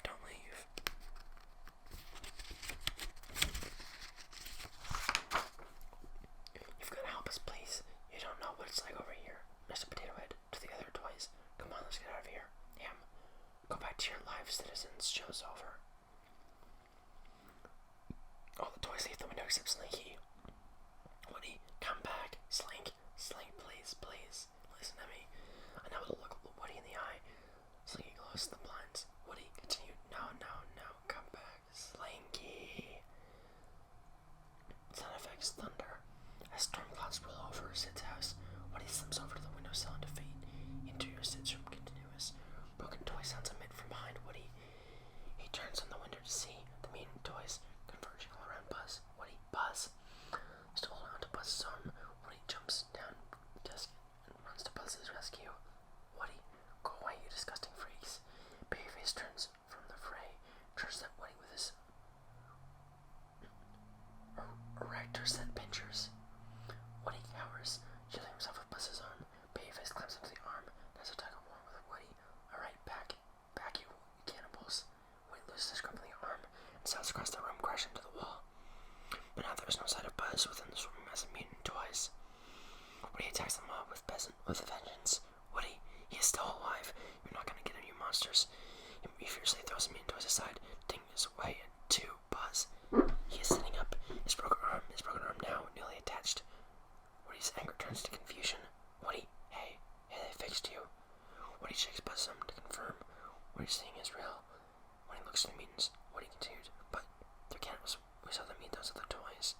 The mutant toys part to reveal the recent victim of Sid's last operation, the generator hole in the pterodactyl. Their heads have been taped back on the correct bodies. The mutants all innocently stare at Woody. Woody, sorry, I thought that you were gonna laugh nervously. You don't eat my friend. Immediately, the mutant toys retreat back into the dark corner of the room. Woody, hey, no, wait, hey, what's wrong? Sid's mom. Off screen. Sid, off screen. No, Mom, I'm busy. Woody. Sid. Footsteps approach the bedroom. Woody tries to pick up the still pressed Buzz, but he just goes limp. Woody, Buzz, come on, get up, Buzz, get up. Woody begins dragging Buzz towards the bed, but their progress is too slow. He shakes Buzz hard. Woody, fine. Let Sid trash you, but don't blame me. Woody leaves Buzz sitting alone in the middle of the floor and hides underneath the big milk crate just as Sid enters carrying a big box. Sid, it finally came. Sid runs over to the workbench and rips open the box. Sid, reverently, the big one. He pulls out a rocket with the big one written on it. Sid, reading the rocket label. Extremely dangerous. Keep out of reach of children. Cool. Looks around. What am I gonna blow? Man, hey. Where's that wimpy cowboy doll? Sid spots the milk crate and picks it up. No, Woody. Angle. Underside of milk crate. Out of Sid's view, Woody presses against the inside. Hang on for dear life. Sound effects. Buzz's laser. Sid looks down, notices he's stepping on Buzz, activating his laser.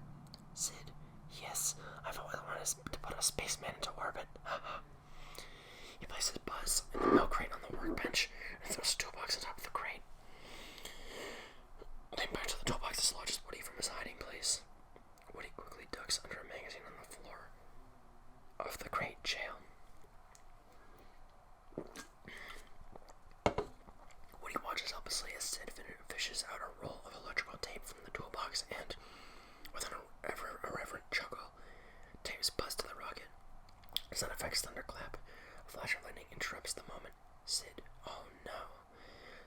doors to the window as a huge rainstorm commences. Suddenly, he smacks his head against the window. Sid, "Aw, man." Woody uses sigh of relief. Suddenly, Sid's face brightens. He turns his focus from the rain to the buzz rocket. Sid, as newscaster. Sid, Phillips reporting. Launch of the shuttle has been delayed due to adverse weather conditions at the launch site. Tomorrow's forecast. Sid smacks Buzz down on the desk, winds the alarm clock, and places it next to Buzz. Sid, "Sonny." Sweet dreams. Interior Andy's bedroom that night. Andy is being tucked into bed by his mother. She hands him his cowboy hat. "Miss Davis." "I looked everywhere, honey, but all I could find was your hat." Andy, groggy. "But what if we leave him behind?" "Oh, don't worry, honey. I'm sure you will find Woody and Buzz before we leave tomorrow." Andy's eyes shut, and he turns to the light and quietly exits the room. A moving box on the floor, with the words "Andy's Toys" scrawled on it, begins to shake from side to side. Rex off screen, muffled. "Ah, I need air." Rex pops out of the top of the box, coughing a packing saffron peanut out of his mouth. Potato Head appears beside him. Rex, relieved. "Ah." Cough. Rex, Potato Head. "Will you quit moving around?" Rex, "I'm sorry. Just that I get so nervous before I travel." Mr. Potato Head, "How did I get stuck with you as a moving buddy?" Mr. Potato Head drops back down into the box. Rex, Flying Potato Head, "No one else was picked." Bo Peep peeks around the corner of one of the boxes and looks up at Andy's fast asleep.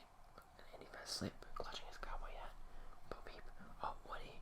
If only you could see how much Andy misses you. Exterior Sid's house later that night. Thunder rumbles as rain pours down outside the spooky dwelling. Interior Sid's room. Sid is in bed fast asleep. Woody struggles to move his milk crate jail, but with the weight of the toolbox on top, it won't budge. Woody looks across the desktop at Buzz sitting restrictively with the rocket strapped to his back. Woody, "Psst, psst, hey Buzz." No reaction from Buzz. Woody picks up a stray wash from the desktop and flings it at Buzz, striking his helmet.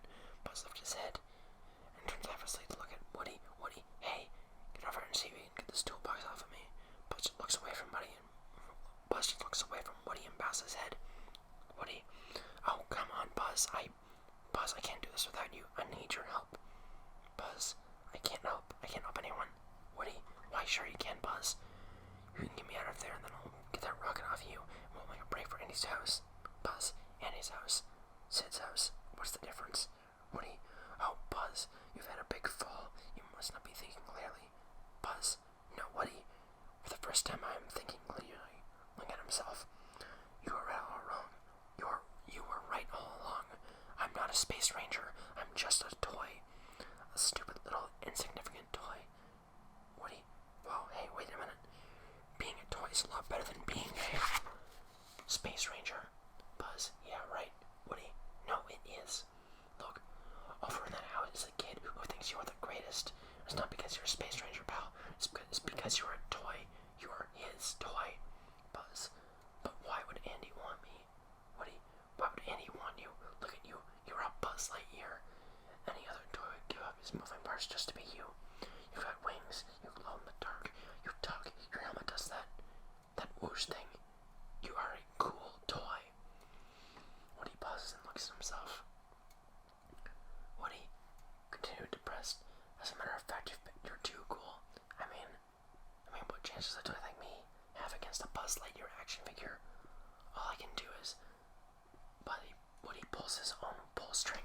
Woody, voice box, "There's a snake in my boot." Woody bows his head. Woody, why would Andy ever want to play with me when he's got you? Pause. "I'm the one that should be strapped to that rocket." Woody thumbs stiffly against the crate. His back to Buzz. Buzz lifts up his foot. Angle the sole of Buzz's foot. The signature Andy reads through the dirt and scuff marks. Buzz gazes back at Woody. A look of determination spreads across his face. Woody, "Listen, Buzz, forget about me. You should get out of here while you can." Silence. Woody turns around. Buzz is gone. Suddenly, the entire milk crate begins to shake. Woody looks up to see Buzz. He's on top of the milk crate trying to push the toolbox off. Woody, "Buzz, what are you doing? I thought you were..." Buzz, "Come on, Sheriff. There's a kid over in that house who needs us." Now let's get you out of this thing. Woody, yes, sir. Both Buzz and Woody push the milk crate in together. They finally get it to move, but it's slow progress. Woody's trained. Come on, Buzz, we can do it. Sound effects truck. The two toys stop to look at the window by the workbench. Angle. Out Sid's bedroom window. With the rain stopped and the sun beginning to rise, a moving truck can be seen pulling up in front of Andy's house. Buzz, Woody, it's the moving van. Woody, we've got to get out of here now. Apologizing for hitting the microphone with my turning page. That's my bad. Buzz braces himself between the tool chest and the wall. Using his legs, Buzz pushes with all his might. The toolbox begins to move. Woody notices that with every shove, Buzz gives to the tool chest. The milk crate begins to edge out over the lip of the disc. Woody, come on, Buzz. Finally, the gap is wide enough for Woody to jump through. Woody drops down to the floor below. Woody, loud whisper. All right, Buzz. Hey, I'm out. Buzz doesn't hear Woody. Here's to shove the toolbox and milk crate farther out. Buzz, grunt, almost. Grunt, there, grunt. Woody looks up just in time to see the entire toolbox and milk crate topple towards him. Woody, nervous, laughed. The toolbox crashes right on top of Woody. Buzz falls onto the desktop and glances over to Sid, who stirs. Sid in his sleep. I want to ride the pony. Sid does not wake. Buzz, he says, I have relief, and peers over the edge of the workbench. Buzz, Woody, are you alright? Woody lifts himself out from under the rubble. Woody, punch drunk. No, I'm fine, I'm okay. He goes off by Sid's bed. Sound effect, alarm clock. It goes off by Sid's bed. Woody drops back onto the toolbox and Buzz goes limp. Sid groggily sits up for a beat, then his eyes slide up. Sid, oh yeah, time for liftoff. Sid jumps out of bed, grabs Buzz and bolts out of the room. Sid, off screen, to infinity and beyond. Woody leaps to his feet, runs across the room, and catches the door just before it closes.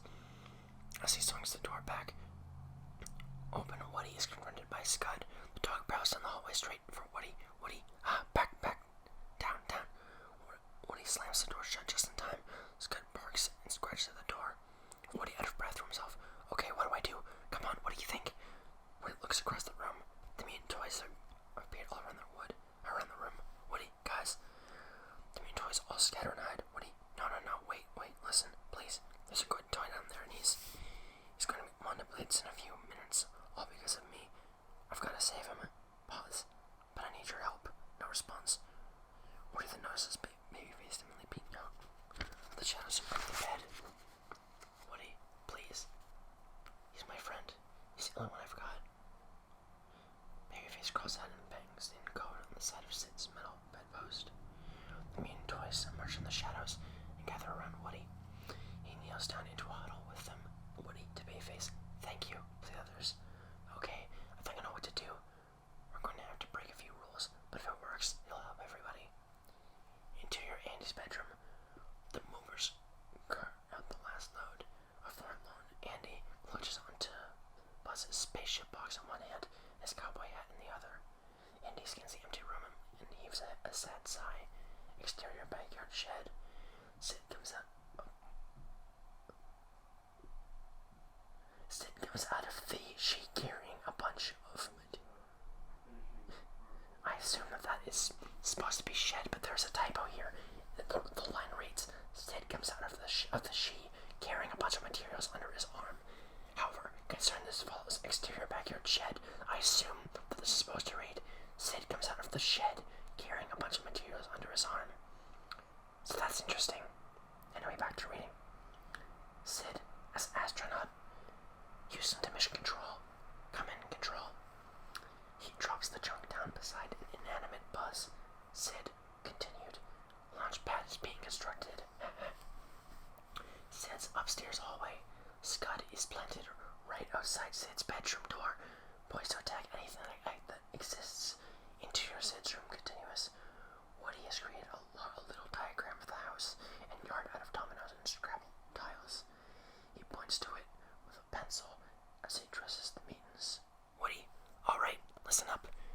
I need Bumboy here. Ducky here. Legs. Legs. The toy fishing rod with fashion doll legs steps forward from the crowd. Woody continued to Legs. You're with Ducky. To the others. Roller Bob and I don't move till we get the signal. Clear. The mutants all give an affirmative nod. Woody. Okay, let's move. The toys all break. Legs and Ducky. A duck head Pez dispenser with baby doll torso and plunger base rush over to a heating grate and pull the face plate off the wall. They disappear into the heating duct. Interior heating duct continuous. Ducky and Legs come to an intersection. Ducky quacks and they head down to the right tunnel. Interior Sid's room. Hand in the box. The rubber hand in the jack in the box. Stacks on top of several mutant toys to reach the doorknob of the bedroom door. Woody hops onto a roller bob, a skateboard with a soldier's upper torso tied to its front. Woody, Wind the Frog, walking car, a Hot Wheels cart with baby arms, begins winding up the frog, a tin wind-up frog with monster truck wheels instead of legs. Interior Sid's house, porch attic. A bottom of wall insulation is pushed aside to reveal Ducky and Legs. They make their way towards a junction box sitting in the center of the floor. Ducky and Legs lift the loose junction box. Exterior Sid's house front porch, continuous. The broken porch light suddenly lifts upwards and disappears into the roof. Ducky extends his pet's neck out of the hole to check the coast is clear. Interior Sid's room. All the toys have manned their positions and wait silently, their eyes fixed on Woody. Woody, wait for the signal. Interior porch attic. Ducky takes the end of the line off Legs' fishing reel, hooks it onto himself, and is then lowered down through the open hole. Exterior front porch continuous. Hanging halfway down the front door, Ducky begins to swing. Eventually, he swings far enough to reach his designation. The doorbell. Ducky presses it. Sound effects. Doorbell. Interior Sid's room. Woody turns and throws his arm down. Woody, go. Hand in the box throws open the door and the frog is let loose. The frog zips through Scott's legs and down the hallway. Scott chases after it and follows it down the stairs.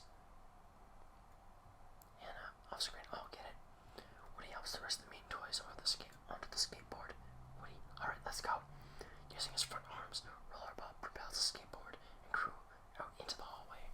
Interior Sid's house, entranceway, sound effects doorbell. Hannah walks to the front door. Hannah, I'm coming, and opens it. Interior front doorway, continuous, nobody's there. Hannah doesn't notice Ducky stuck to the porch floor by his plunger. The frog zooms down the stairs with Scott barking right behind. The frog leaps out the last step, speeds through Hannah's legs, and out the open front door. Hannah looks back inside at Scud.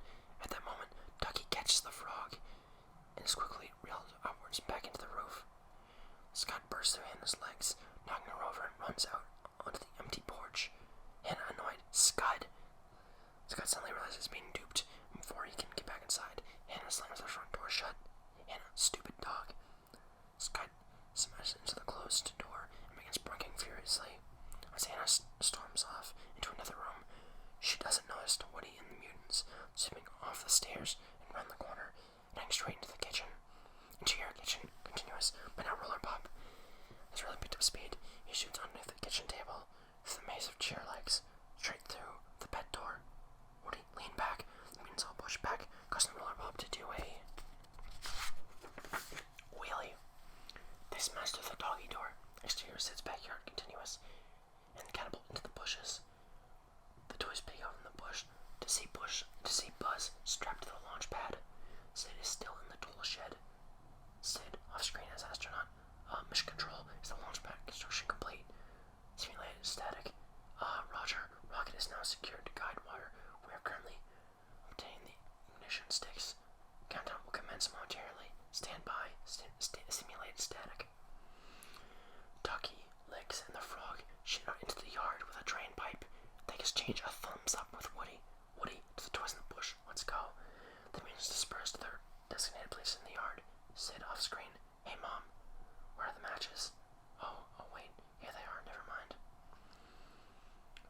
Sue Buzz. Woody runs towards Buzz, who spots Woody approaching. Buzz, loud whisper. Woody, great, help me out of this thing. Woody stops a few feet away from Buzz. Woody, shh. Buzz, what? Woody, loud whisper. It's okay. Everything's under control. Woody deliberately falls down. Woody deliberately falls down limp on the grass. Buzz, Woody, what are you doing? Sid emerges from the tool shed. Buzz freezes. Sid, as astronaut, Houston, all systems are go.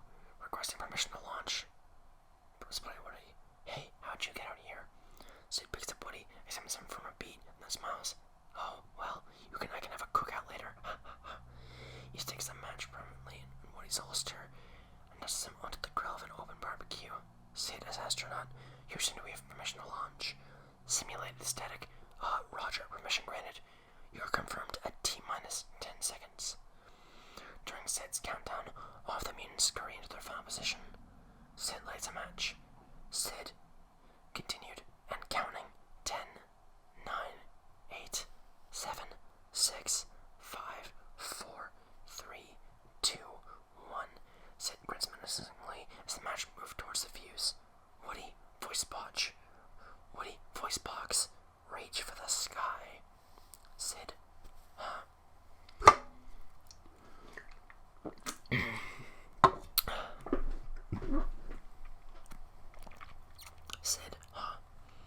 Sid pulls back from lighting the fuse. He turns to look at Woody, still lying lifelessly atop the barbecue, except for the sound emitting from his voice box. Woody, voice box. This town ain't big enough for the two of us. Sid, what? Sid walks over to Woody and picks him up. Woody, voice box. Somebody's poisoned the water hole. Sid, it's busted. He raises Woody up, about to throw him away. Woody, voice box. Who you calling busted, Buster? Sid stops short and looks at Woody again. Woody, voice box, continue. That's right, I'm talking to you, Sid Phillips. We don't like being blown up, Sid, or smashed or ripped apart. Well, Woody's voice box talks. Sid checks the bowstring. It isn't moving. Sid gulps. Sid, whoa, we. Woody, voice box. That's right, Pete, your toys. The remnants of broken toys in the yard, led by the Bachelor mutants, begin rising from the ground in Night of the Living Dead fashion. The toys march forwards, forming a circle around Sid. Sid is too frightened to scream or move. Woody, voice box. From now on, you must take good care of your toys, because if you don't, we'll find out, Sid. We toys can see. Woody's inanimate head rotates 360 degrees. Woody, voice box continued. Everything. For a split second, Woody's face comes to life. Woody, regular voice. So play nice. Sid drops Woody and bolts inside the house.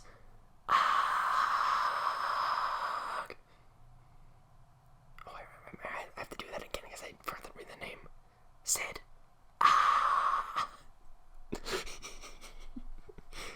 This is so stupid. Woody and all the toys cheer victoriously. Interior, Sid's entryway.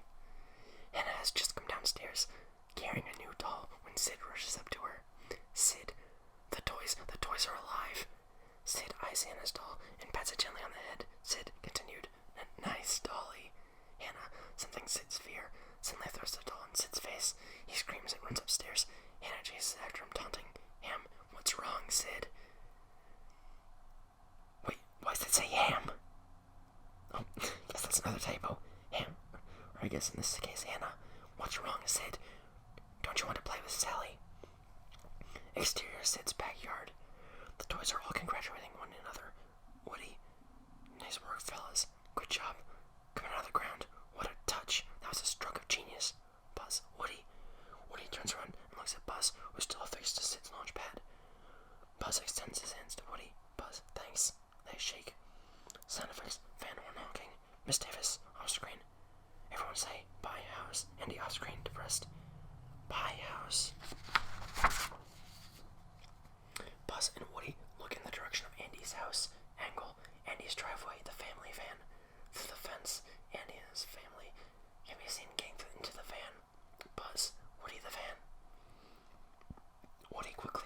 Buzz off the pole he was tied to.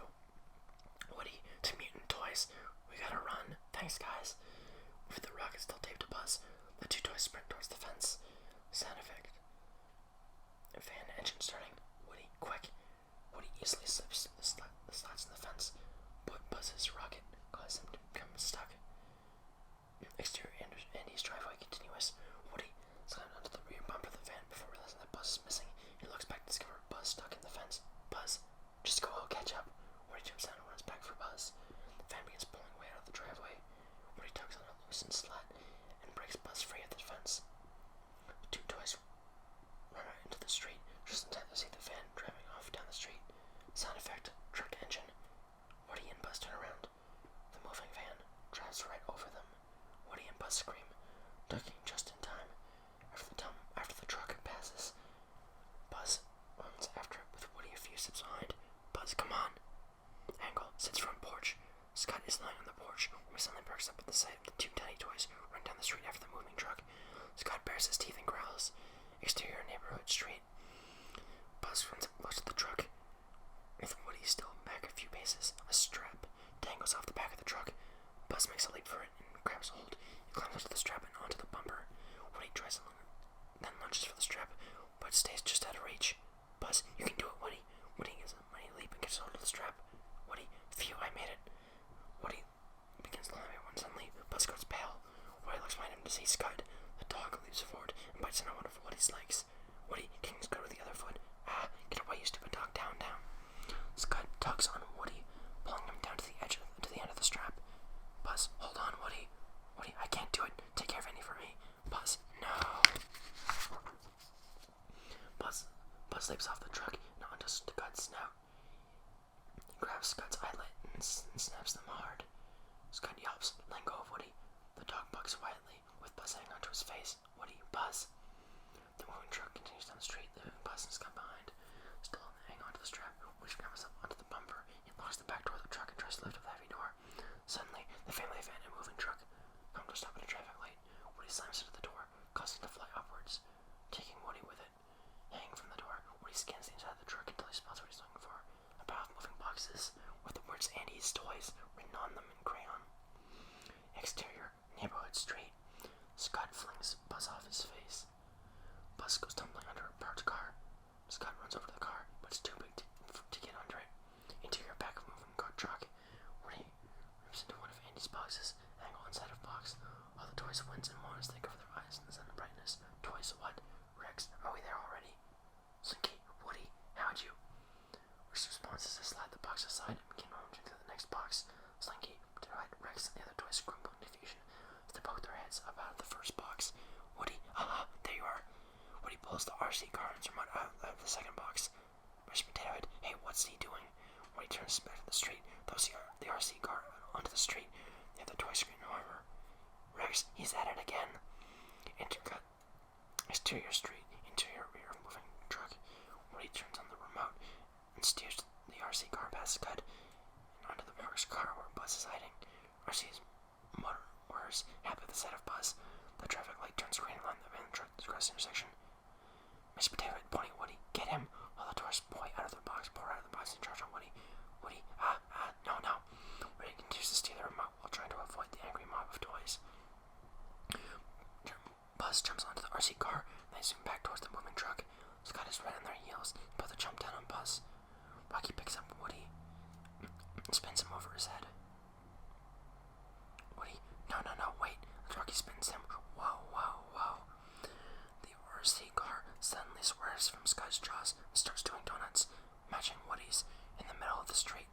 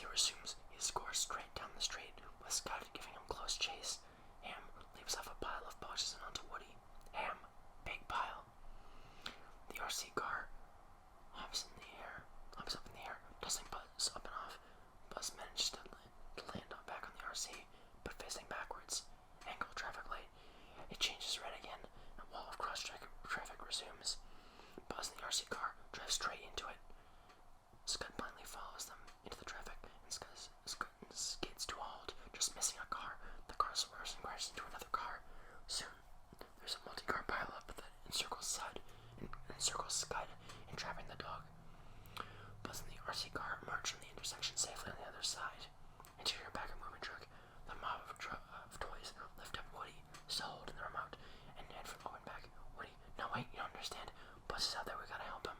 Mr. Potato Head tosses him overboard. Woody, no, wait. The boys toss him right into the road as the truck drives off. The toys cheer. Mr. Potato Head, so long, Woody. Exterior street continuous. Sound effect, car horn. Woody turns around and ducks just in time as a car passes over him. Shaken, Woody tries to get up again when Buzz and RC come barreling towards him. Buzz, whoa. Woody. The RC car sweeps up Woody and keeps driving. Woody finds himself sitting in front of Buzz, still holding the remote. Woody, well, thanks for the ride. Buzz, Bunnyhead, look out. The doors are able to slam into the rear tire. Are about to slam into the rear tire of a car that has passed over Woody earlier. Woody screams and gives the steering wheel and the remote a hard left, mashing the tire by inches. The RC car moves up onto the car. Now let's chase up to that truck. Angle, RC remote. Woody flicks the switch from on to turbo. The RC car speeds up towards the moving truck. Interior back of moving truck. The toys are busy crouching one another when Lenny, the wind-up binoculars, glances at the back and spots Buzz and Woody. Lenny, guys. Woody's riding RC and Buzz is with him. Toys, what? The toys rush to the edge of the open truck. Bo picks up Lenny and looks through him. Angle, binocular view. Let me redo that. I butchered that sentence. The toys rush to the edge of the open truck. Bo picks up Lenny and looks through him. Angle, binocular view of Buzz and Woody. Bo peep. It is Buzz. Woody was telling the truth.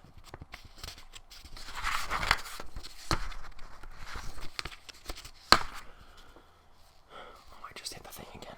And it seems 105 is also missing, so that's great.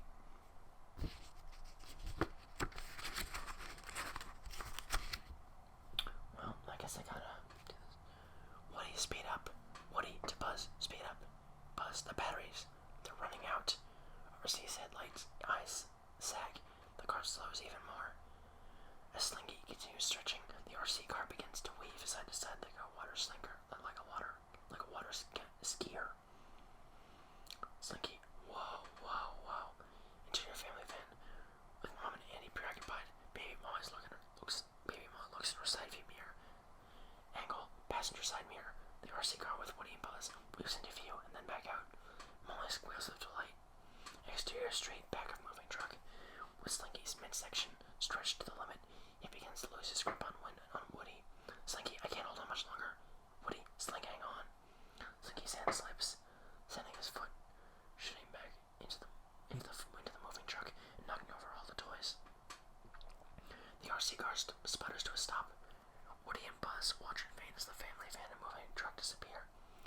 Buzz tosses the remote to the ground in frustration. Woody, sarcastic. Great. Beat. Buzz. Woody, the rocket. Woody, the match. Woody pulls out the match from his holster that Sid had on there earlier. Woody continued. Yes, thank you, Sid.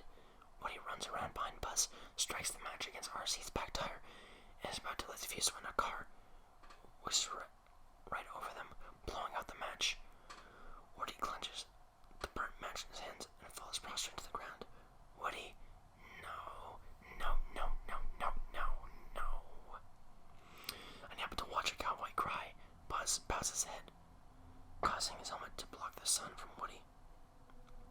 As Buzz's shadow passes over him, Woody stops whimpering and looks at his hand. A white hot dot, like the one generated from Sid's magnifying glass, appears on the back of Woody's hand. Woody leaps up, grabs Buzz's helmet, and aligns it to the white dot. The white dot hits the tip of the fuse. Buzz, Woody, what are you doing? Hold still, Buzz. The fuse lights. Woody, Buzz, you did it. Next stop, Andy. Woody jumps back onto the car and suddenly stops smiling. Woody, wait a minute. I just lit a rocket.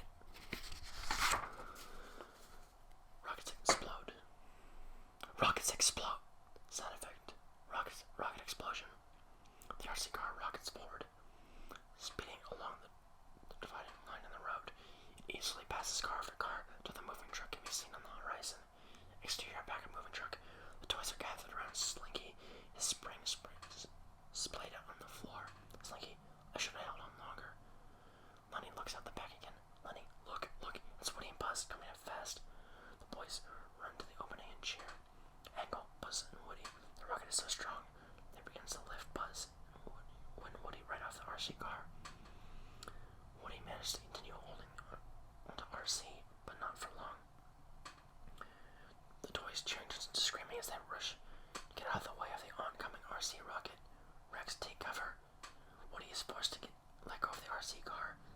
They separate, sending the two toys upwards and RC into the back of the truck. RC smashes into Potato Head, sending all of his parts flying. Exterior sky. Buzz and Woody. The rocket hurtles upward higher and higher. Woody, this is the part where we blow up. Buzz, not today. Buzz confidently pressed the button on his chest. Wings jut out of Buzz, severing the tape that holds him onto the rocket. The toys separate from the rocket just before it blows up. The toys plummet, Woody covering his eyes. Just then, Buzz banks under some power lines and soars upward again. Woody takes a peek. They're flying. Woody, hey Buzz, you're flying. Buzz, this isn't flying. This is falling with style. Woody, to infinity and beyond. They soar gracefully towards the moving truck, but then pass over it. Woody, Buzz, we missed the truck. Buzz, we're not aiming for the truck. Angle family van. Buzz and Woody fly right over the van's sunroof and then drop into the car. Interior family van continuous. Before anyone can notice, Woody and Buzz land in an open box in the back seat right next to Andy. Andy turns to discover the limp Buzz and Woody lying in the box. Andy, hey, wow. Miss Davis, what is it? Andy, picking up the toys. Woody, Buzz.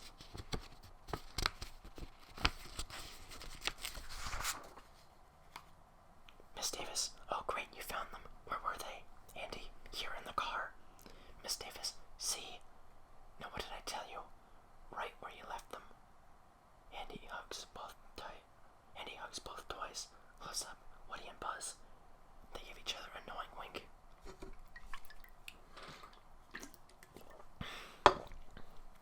Dissolve 2. Exterior. Andy's new house. Christmas morning. Living room. Bay window.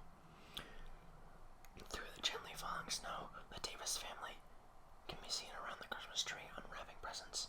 Andy, which one can I open first? Miss Davis, let's let Molly open one. Interior Andy's new house, living room, Christmas tree. One of the Christmas bulbs moves aside to reveal the sergeant. The plastic green soldier spies on the Davis family with his binoculars. He turns and motions back into the tree. Interior Christmas tree. A baby monitor sits wedged between some branches supported by several Green Army men. One of the soldiers turns it on. Interior Andy's new bedroom. The receiving end of the monitor is atop Andy's nightstand. It crackles with static. Sergeant off screen over the monitor. Frankincense. This is myrrh. Come in, frankincense. Buzz sits on the edge of Andy's bed, while Ham rests on the nightstand alongside the monitor. Then listen intently. Ham to the room. Hey, heads up everybody. It's showtime. Woody and the rest of the toys are mingling together like a typical office Christmas party. Rex, oh, it's time. The toys all stop and run towards the monitor. Woody is about to follow when a crook pulls him backwards to reveal Bo Peep. Woody, whoa, oh, Bo, rubbing his neck. It's gotta be a less painful way to get my attention. Bo Peep, Merry Christmas, Sheriff. She smiles and points her crook upwards to her sheep perched on a shelf dangling mistletoe. Woody, say, isn't that mistletoe? Bo Peep. Bo drops her crook, dips Woody and kisses him. The rest of the toys have congregated below the monitor, restless with excitement, not fear. Rex to Slinky. Maybe Andy will get another dinosaur like a leaf eater. That way I could play the Dominator Predator. Slinky laughs with Rex. Buzz. Quiet, everyone, quiet. Sergeant, off screen. Over monitor, Molly's first present is Miss Potato Head. Repeats, I'm Miss Potato Head. Ham, way to go, Idaho. All the toys congratulate Mr. Potato Head. Mr. Potato Head, gee, I better shave.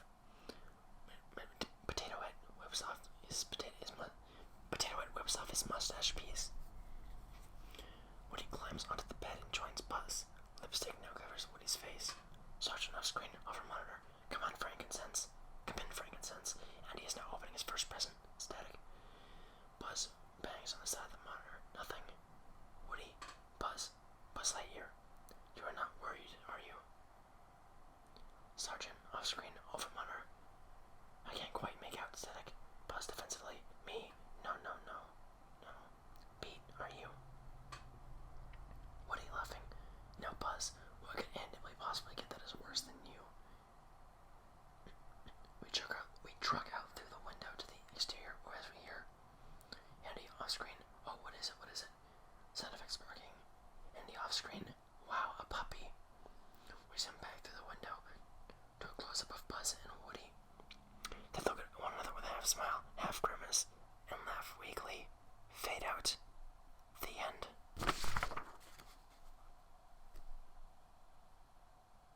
Out of all the things I did in my life, that was fucking one of them.